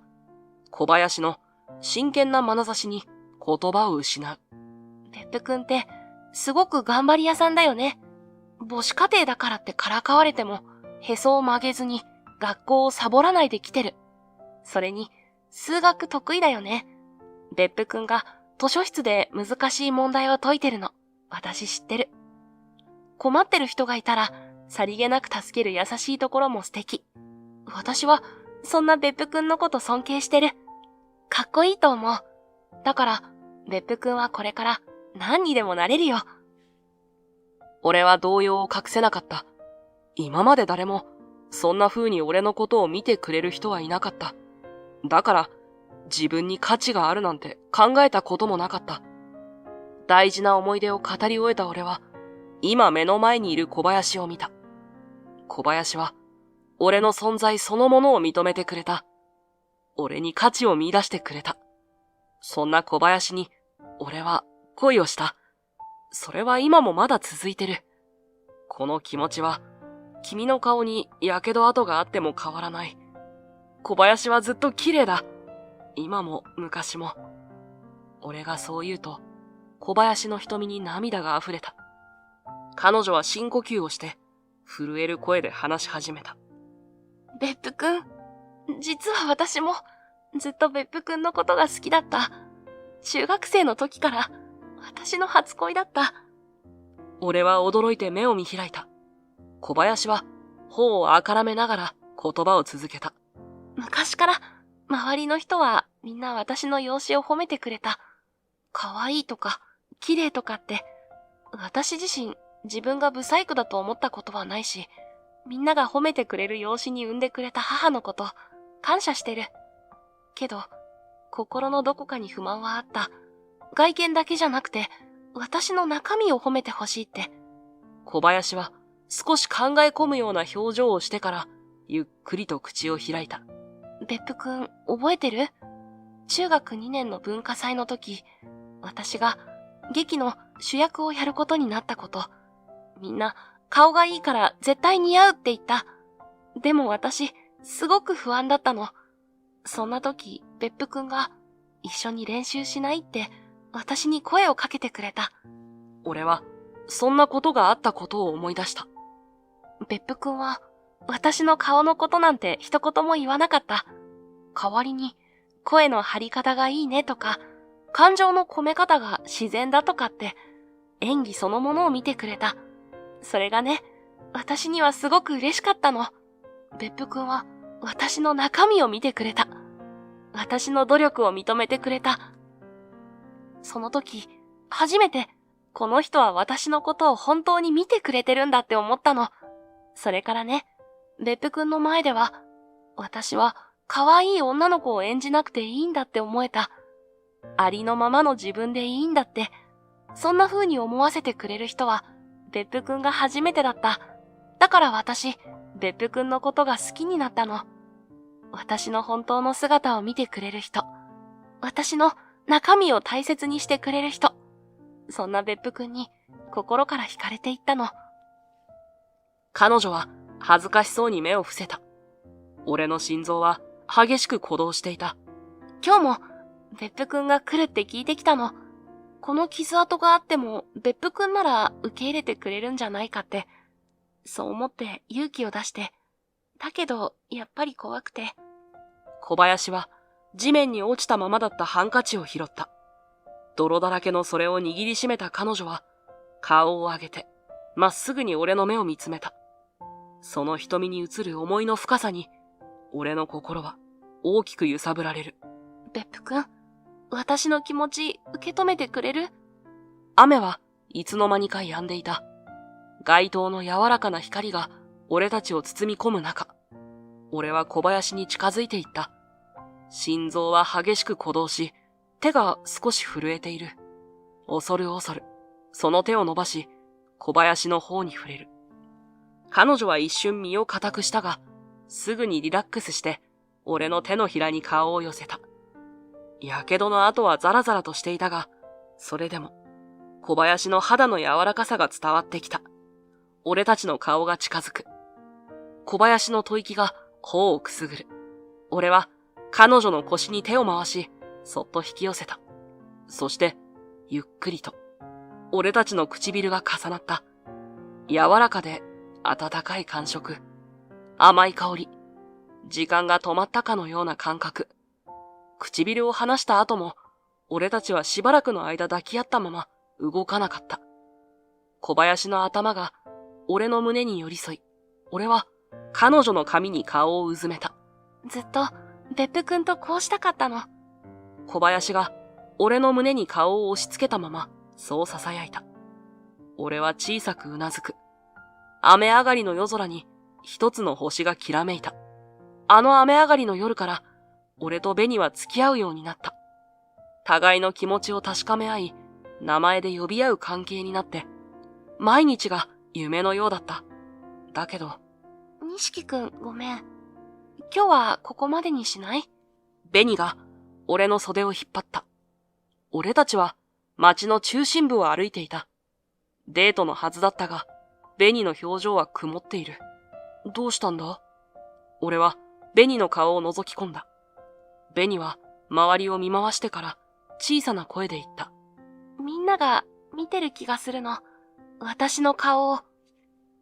そう言って、ベニは無意識に左頬を手で覆う。やけどの跡を隠そうとしているのがわかった。気にすることないよ。俺は優しく言ったが、ベニは首を横に振る。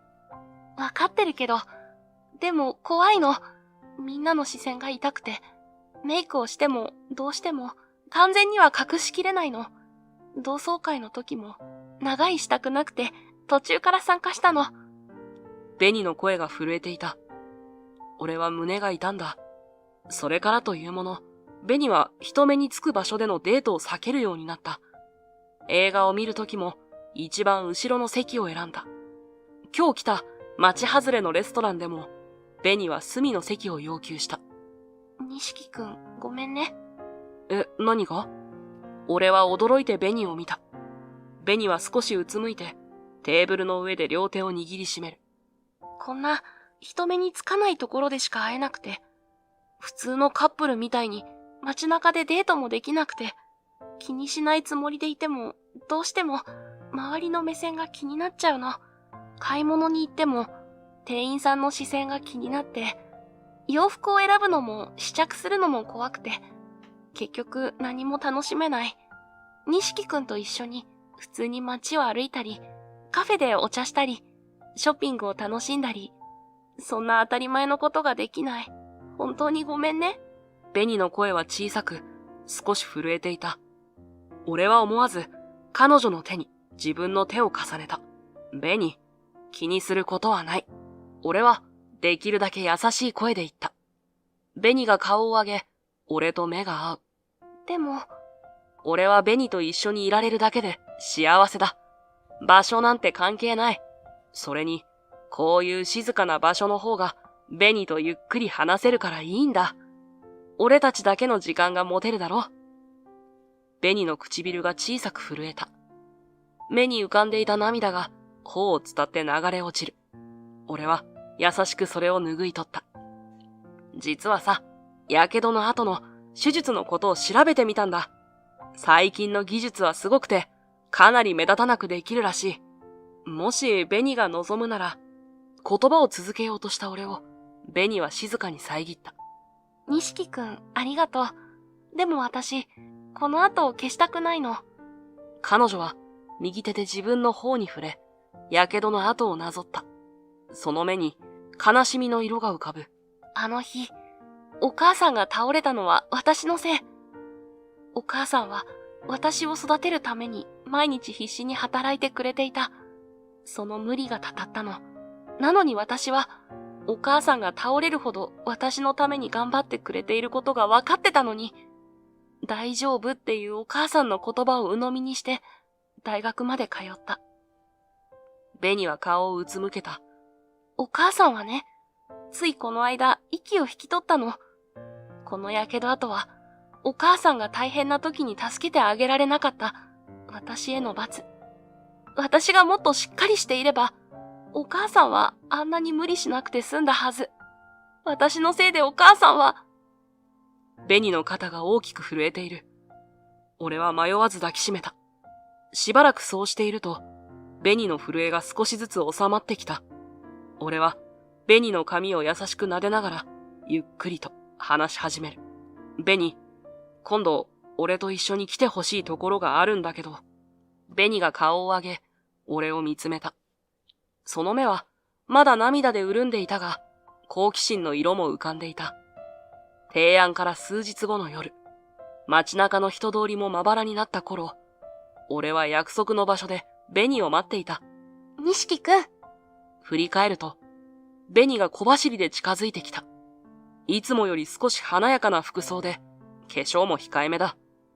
行こうか。俺はベニの手を取った。向かった先は百貨店。ここは創業100年を超える全国有数の老舗百貨店だ。俺たちが到着すると、警備員が俺たちを出迎えた。エレベーターで3階まで上がる。扉が開くと、そこには明るく照らされた広大なフロアが広がっていた。わあ。ベニが息を飲む。普段なら人でごった返すはずの売り場が、今は静寂に包まれている。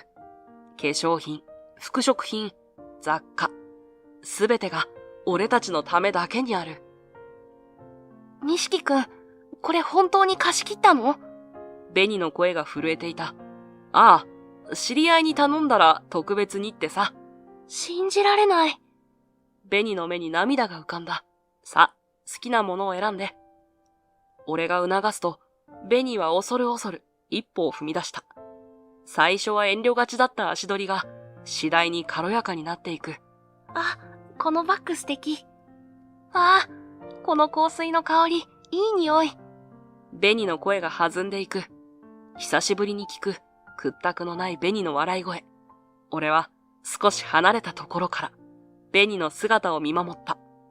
人目を気にせず、自由に買い物を楽しむベニの表情は、本当に幸せそうだった。ねえ、錦くん、これどう？ベニが俺を呼んだ。手に持っているのは、淡いピンク色のワンピース。似合うと思うよ。着てみたら？ベニは少し躊躇したが、試着室に向かった。しばらくして出てきたベニの姿に、俺は息を飲んだ。どう？ベニが恥ずかしそうに聞いた。最高に似合ってる。本当に綺麗だ。ベニの方が赤く染まった。その表情は、火傷の跡なんて気にならないほど輝いている。ワンピースを買った後、ベニが笑顔でこちらを振り返る。私、錦くんに何かプレゼントしたい。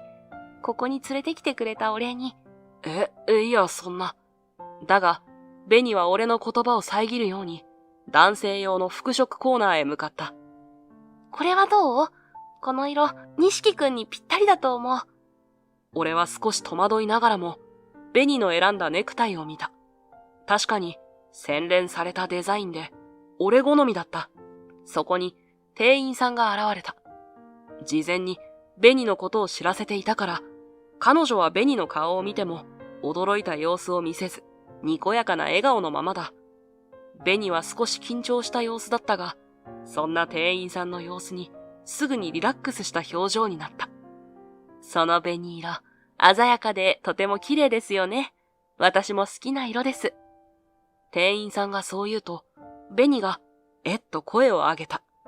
俺はネクタイを見直す。ベニと同じ名前の色か。いいね、気に入った。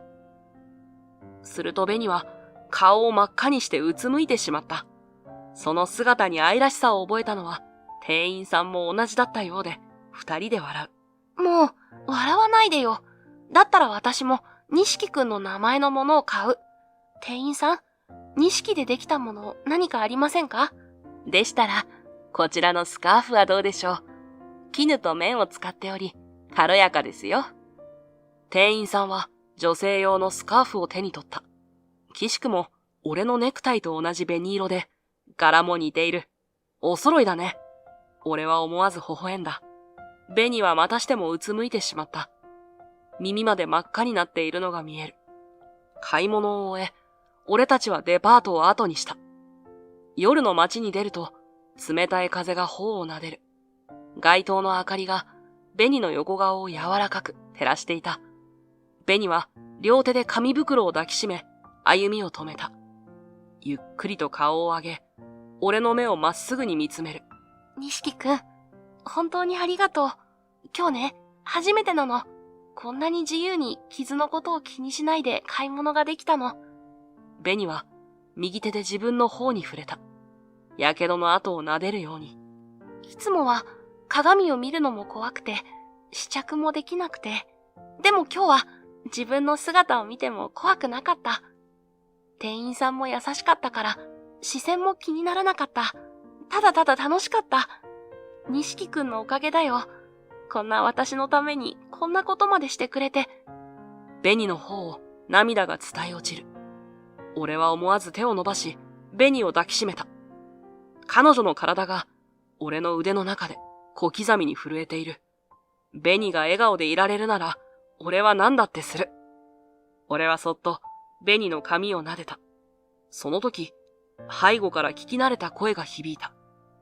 おや、これは別府くんと小林さんじゃないか。振り返ると、そこには和田が立っていた。高級スーツに身を包み、得意げな笑みを浮かべている。こんな夜遅くに、二人で何してるんだ？和田の口調には皮肉が混じっていた。紅はとっさに顔を背けようとしたが、遅かった。街灯の明かりが彼女の顔を照らしてしまう。和田の目が見開かれた。うわ、なんだよそのグロい顔。まるで化け物じゃないか。和田が声を上げた。紅の体が俺の腕の中でこわばる。俺は怒りで体が震えた。和田、お前。俺は歯を食いしばった。和田は紅を指さしながら高笑いを上げる。へえ、別府、お前、こんな化け物がいいんだ。貧乏人って審美眼も劣るものなのかな。紅の体が震え始めた。俺は紅をきつく抱きしめ、和田に向き直る。お前には関係ない。帰れ。俺の声は低く、抑えた怒りに満ちていた。その時、和田の目が俺たちの手に持っている紙袋に止まった。おや？これはそこの百貨店の袋じゃないか。彼女にいいとこ見せようと、貧乏人が見え張ってるってわけかい。和田は口元を歪め、紙袋を指さして、嘲笑うように言った。俺は、紅を自分の背中に隠すように立ち、和田を睨みつけた。しかし、和田は止まらなかった。いやー、笑えるね。貧乏人と化け物でお似合いじゃないか。割れ鍋ととじ豚ってところか。和田の言葉の一つ一つが、刃物のように俺たちを傷つけていく。紅がそっと泣き始めたのに気がついた。俺の中で何かが切れそうになった。拳を握りしめ、一歩前に出ようとする。お前な。その時、思いがけない声が響いた。小林様、本日はご利用いただき、誠にありがとうございました。振り返ると、百貨店の入り口から中年の紳士が颯爽と歩み寄ってきた。背筋をピンと伸ばして、高級スーツに身を包んだその姿は、ただものではない雰囲気を漂わせている。名前を呼ばれた紅は、ポカンとして彼を見ていた。あなたは、百貨店の支店長の三浦様。和田が驚いたような声を上げた。それに構わず、三浦支店長は、紅に向かって頭を下げた後、ゆったりとした調子で、俺に話しかける。別府くん、不備はなかったかい？いや、素晴らしい体験だった。ありがとう。それはよかった。和田は困惑した表情で状況を見ていたが、すぐに高慢な笑みを浮かべた。へえ、別府。お前どうやってこんな大物と知り合いになったんだ？まさか掃除のバイトでもしてるのか？いくら老舗百貨店の支店長が丁寧に接客してくれても、お前らみたいな下々の者には似合わないぜ。三浦支店長は眉を潜めた。その表情を見て、和田は急に態度を変える。三浦支店長、こんな夜遅くまで仕事お疲れ様です。さすが日本一の百貨店、サービス精神が違いますね。実は私、こちらの百貨店にも出店させていただいております。化粧品会社、ルナの社長の息子、和田瑠衣と申しまして。和田は調子よく話しかけながら、さりげなく名刺を取り出そうとした。しかし、三浦支店長は厳しい眼差しで和田を見つめ、低い声で言った。失礼だが、君は別府くんのことをよく知らないようだな。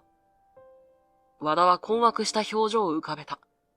三浦支店長はゆっくりと、しかし、威厳のある声で続ける。彼を誰だと思っている？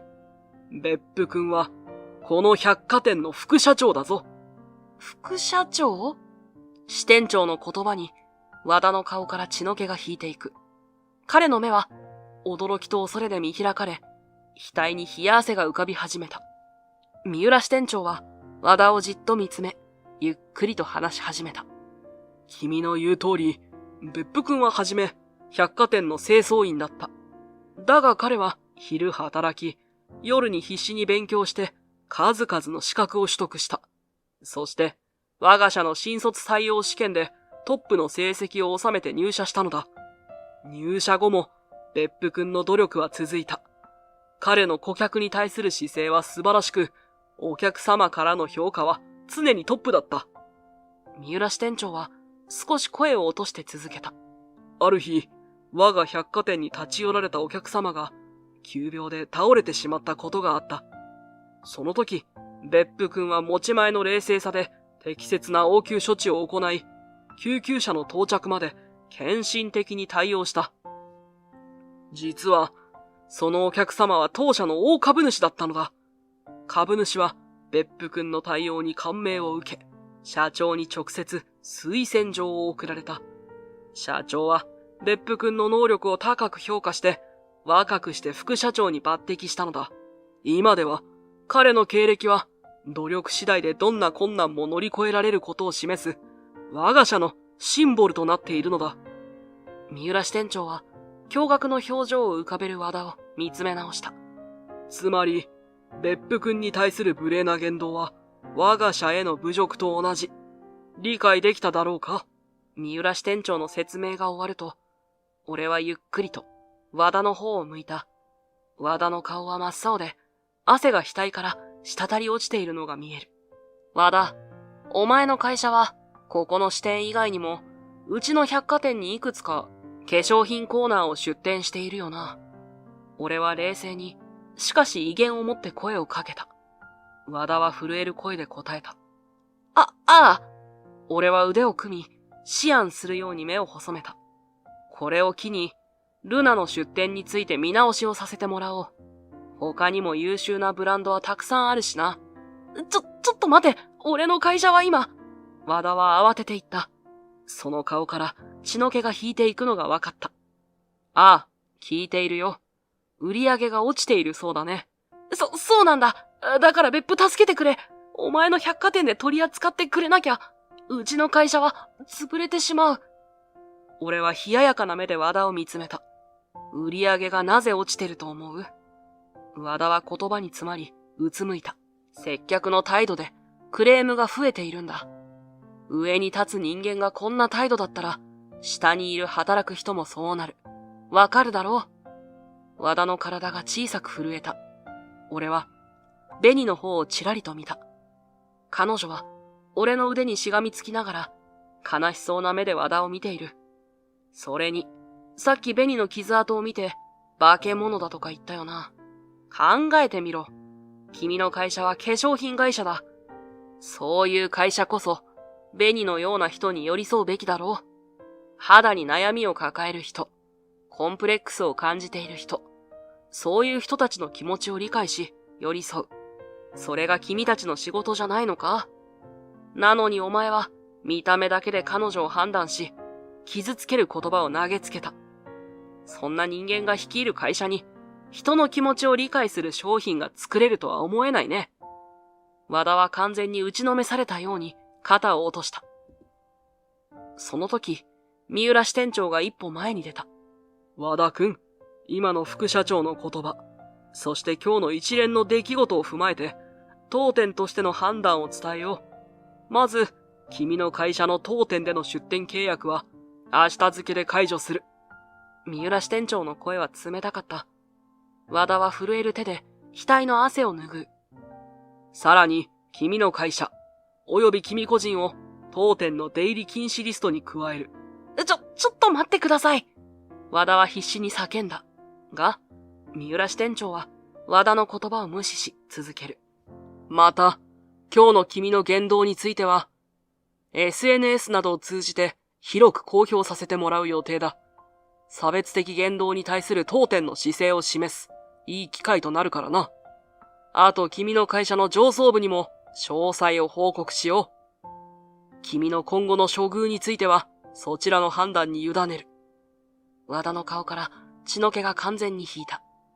彼はその場にへたり込みそうになっている。俺は紅の手を取り、その場を離れようとした。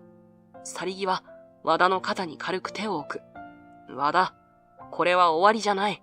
新しい始まりだ。今日のことをよく考えて、人として成長してくれ。そう言い残し、俺たちは夜の街へと歩み出た。後ろで和田が膝をつく音が聞こえたが、もう振り返ることはなかった。あれから半年が過ぎた。和田の会社ルナは、あの夜を境に大きく変わった。SNS で和田の言動が拡散されたこともあり、会社は大きな批判にさらされた。うちの百貨店との契約解除も相まって、ルナは存続の危機に立たされた。だが、意外にもこれが転機となった。和田は役職を解かれ、現場での研修を命じられたそうだ。会社全体が改革を迫られ、新しい経営陣のもと、企業理念から見直しを始めたという。そんなルナの変化を見て、俺たちも方針を少し変えることにした。完全な関係解消ではなく、条件付きで取引を再開することにした。その条件というのは、肌トラブルや傷跡に悩む人々に寄り添う新しいブランドラインの開発だった。彼らは実際に悩みを抱える人々の声を聞き、製品開発に活かしたらしい。ある日、和田が百貨店に現れた。彼の姿は以前とは違っていた。肩で風を切るような高慢な態度は影を潜め、代わりに謙虚さが感じられた。別府副社長、あの夜は本当に申し訳ありませんでした。小林さんにもひどいことを言って。和田は深々と頭を下げた。小林さん、あなたの傷跡を馬鹿にして本当に申し訳ありません。自分の言動がいかに愚かで傲慢だったか痛感しています。謝って許されることじゃないって分かっています。でも、どうか謝罪をさせてください。俺と紅は驚きの表情を彼に向けた。和田は続ける。この半年間、現場で多くの人と接し、肌の悩みを抱える方々の声を直接聞いて、自分の無知と偏見に気づきました。これからは本当の意味で人々に寄り添う製品を作っていきたいと思います。和田、その言葉しっかり覚えておけよ。紅も小さくうなずいた。そして少しためらいながらも和田に向かって言葉を続けた。ルナの新しい広告見たよ。傷跡のある人たちが堂々と笑顔で写っているのを見て、すごく勇気づけられた。紅の言葉に和田の目が大きく見開かれた。本当ですか？小林さんにそう言ってもらえるなんて、自分は取り返しのつかないことをしてしまったのに、本当にあの時は申し訳ございませんでした。声を震わす和田の目に、うっすらと涙が浮かんでいるのが見えた。彼は深呼吸をする。涙を落とすのをこらえようとしているようだった。ありがとうございます。その言葉が私たちの努力が間違っていなかったことの証になります。あの広告に出演してくれた方々はみんな、最初はとても躊躇していました。でも、自分たちの姿が誰かの勇気になるかもしれない。そう信じてカメラの前に立ってくれたんです。和田は真摯な表情で続けた。紅は静かにうなずいた。その思いは画面を通して伝わってきたよ。私もいつかそんな風に自分の傷跡と向き合えたらいいな。和田の顔に安堵と感動の表情が広がった。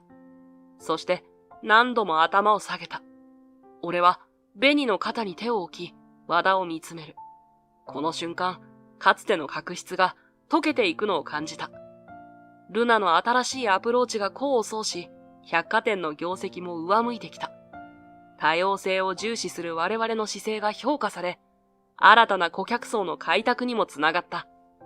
別府君の判断のおかげで、我が百貨店は社会的責任を果たしつつ、前年比で売上が 15% も増加した。やはり君を副社長にして正解だった。これからも頼むよ。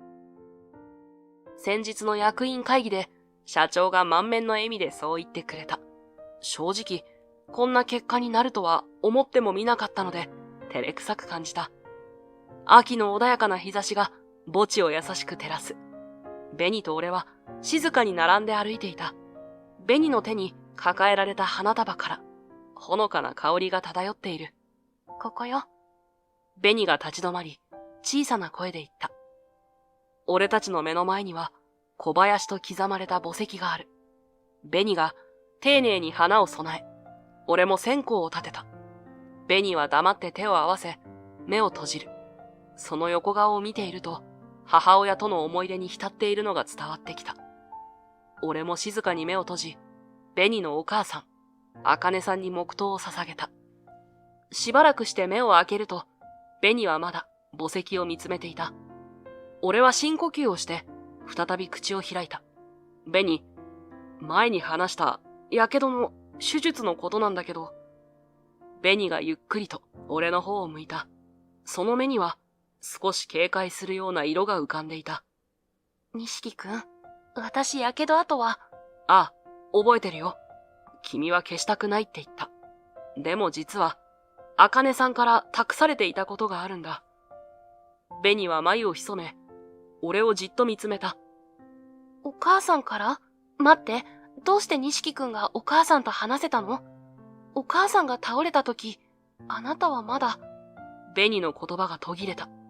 彼女の目が大きく見開かれ、何かを理解したかのように輝いた。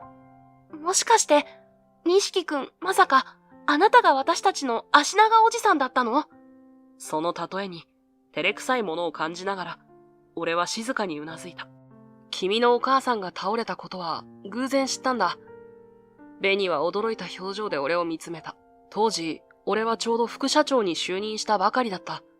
その日は、百貨店に新しくオープンする健康食品売り場の関連で、医療関係者との相談会があったんだ。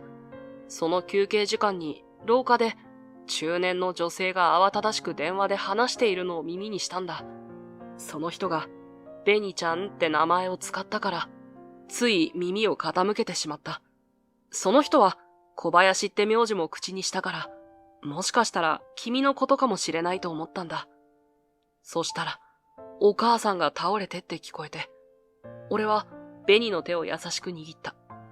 君のことを中学の頃から気にかけていたから、どうしても確かめずにはいられなくて、相談会に来ていた医師に事情を説明して、小林さんという患者さんの情報を聞いたんだ。副社長という立場を利用したみたいで、少し後ろめたかったけど、そこで、茜さんが重体で入院してるって聞いて、俺、どうしても何かしなきゃいけないって思った。それで、俺は茜さんの医療費を秘密で援助することにしたんだ。紅の目が驚きで大きく開いた。俺は深呼吸をして続ける。病院の事務には、匿名の寄付という形で手続きをした。茜さんの治療に必要な高額な薬や治療費を可能な限りカバーするようにしたんだ。匿名の形にしたのは不純な動機かもしれないけど、紅に恩人として見られたくなかったからなんだ。君には対等な関係で、純粋に好きになって欲しかった。正直、これが正しいやり方だったのか、今でも自信がない。でも、君と茜さんのために、俺にできることはこれしかなかったんだ。紅は突然、俺に抱きついてきた。彼女の体が小刻みに震えているのを感じた。誰かが入院費とか援助してくれてるのは知ってた。でも誰かわからなくて、その人のおかげでお母さんは満足のいく治療ができて、幸せな最後を迎えることができたの。私その人にすごく感謝していたの。ずっとお礼が言いたかった。それが錦くんだったなんて。俺は紅をそっと抱きしめ返した。だけど、匿名だったのにどうしてお母さんにバレたの？その問いに、俺はふと笑みをこぼす。茜さんがリハビリ病院に転院して半年ほど経った頃だった。順調だったリハビリが突然の脳卒中の再発で中断されてしまったことは記憶に新しいと思うけど、その時のことを思い出したのか、紅は辛そうな顔でうなずいた。緊急治療が必要で高度な医療機器を使うことになった。その費用のことで病院から連絡があって、俺は病院に向かったんだ。病院に着いた時、茜さんは意識があって、俺の顔を見て、俺のことを知ってるって言ったんだ。茜さんは中学時代の俺を覚えていたらしい。その眼差しに、俺は嘘をつけなかった。だから全部話した。中学の頃から君のことが気になっていたこと。茜さんが倒れたと聞いてから、秘密裏に援助していたことを。あかねさんは俺にお礼を言ってくれた。そしてベニが、きっとやけど跡を罰だと思って治さないだろうことも。だから、ベニに俺の口から気にしないで治してと伝えてほしいって頼まれたんだ。そう。お母さんがそんなことを。俺の話を聞いたベニがぽつりと言葉をこぼす。俺はベニを抱きしめたまま、あかねさんの最後の言葉を思い出す。ベニ、あかねさんはね、君のことを本当に誇りに思っていたんだ。あかねさんは君のことを自慢の娘だって言った。小さい頃から優しくて、周りの人のことを考えて、困ってる人を助けられる子。あの子は私の宝物だって。だから、ベニには幸せになってほしいって。あかねさんは最後まで君のことを思って、君の幸せだけを願っていたんだ。ベニの目から新たな涙が溢れ出た。彼女はすすり泣きながら、俺の胸に顔をうずめる。俺はただ黙って、彼女を抱きしめ続けた。あかねさんの温かな笑顔と、ベニへの無償の愛を感じながら、しばらくして泣き止んだらしいベニの手を、俺はそっと握る。そして、彼女の目をまっすぐ見つめた。ベニ、聞いてくれ。君のやけどは罰なんかじゃない。あかねさんを守ろうとしてできた、君からあかねさんへの愛の証なんだ。だけど、それを直すことは、決して、あかねさんへの愛を否定することにはならない。むしろ、そのやけどを直すことは、新たな愛の形になるんだ。君が君自身に向ける愛。自分を大事にすること。それこそが、あかねさんが本当に望んでいたことじゃないかな。君が自分を愛することこそ、あかねさんへの最高の恩返しになる。幸せに生きること。それが、あかねさんの愛に応える最高の方法なんだよ。ベニの目から再び涙が溢れ出た。俺はそっと彼女を抱きしめる。君の中にあるあかねさんへの愛は、やけどが消えても決して消えはしない。だから、自分を愛することを恐れないで。それがあかねさんの願いであり、俺の願いでもあるんだ。彼女は長い間沈黙していたが、やがてゆっくりと顔を上げ、俺の目をまっすぐ見つめた。錦くん、ありがとう。私考えてみる、治療のこと。ベニの声は震えていたが、その目には決意の色が浮かんでいた。俺は優しく微笑む。それから数ヶ月後、ベニは治療を受けることを決意した。手術は成功し、リハビリの期間を経て、ベニの顔のやけど跡は驚くほど目立たなくなった。退院の日、病院を出るとき、ベニは空を見上げた。春の柔らかな日差しが彼女の顔を照らしていた。ベニが俺に微笑みかける。錦くん、見て。空がこんなに綺麗だって、久しぶりに気づいたわ。うん、本当に綺麗だね。俺はベニの手を取った。ベニは深呼吸をして、晴れやかな表情で言った。私決めたの。お母さんの分まで思い切り人生を楽しむって。それがきっと、あかねさんの望んでいたことだよ。俺はベニの手をぎゅっと握る。ベニはうなずいて、俺の肩に頭を寄せた。錦くん、ありがとう。あなたがいてくれたから、私、前を向けた。俺たちは手をつないだまま、ゆっくりと歩き出した。ベニの歩みは軽く、その表情には希望に満ちた輝きがあった。人は誰でも傷を抱えている。ベニのやけどは、目に見えるものだったが、心の傷はもっと深かった。でも、その傷跡すら愛おしいと思えるほど、俺はベニのことが好きだった。あかねさんの願いは、ベニの幸せだった。そして俺もまた、同じ願いを持っている。ベニが自分を愛し、前を向いて生きていく姿を見られることが、俺にとって最大の幸せだ。人生は予想もしない展開の連続だ。でも、互いを思いやり、支え合えば、どんな困難も乗り越えられる。俺とベニの物語は、まだ始まったばかり。これからもベニと共に、あかねさんの分まで人生を楽しんでいきたい。そう。これが、俺たちの新たな誓いなんだ。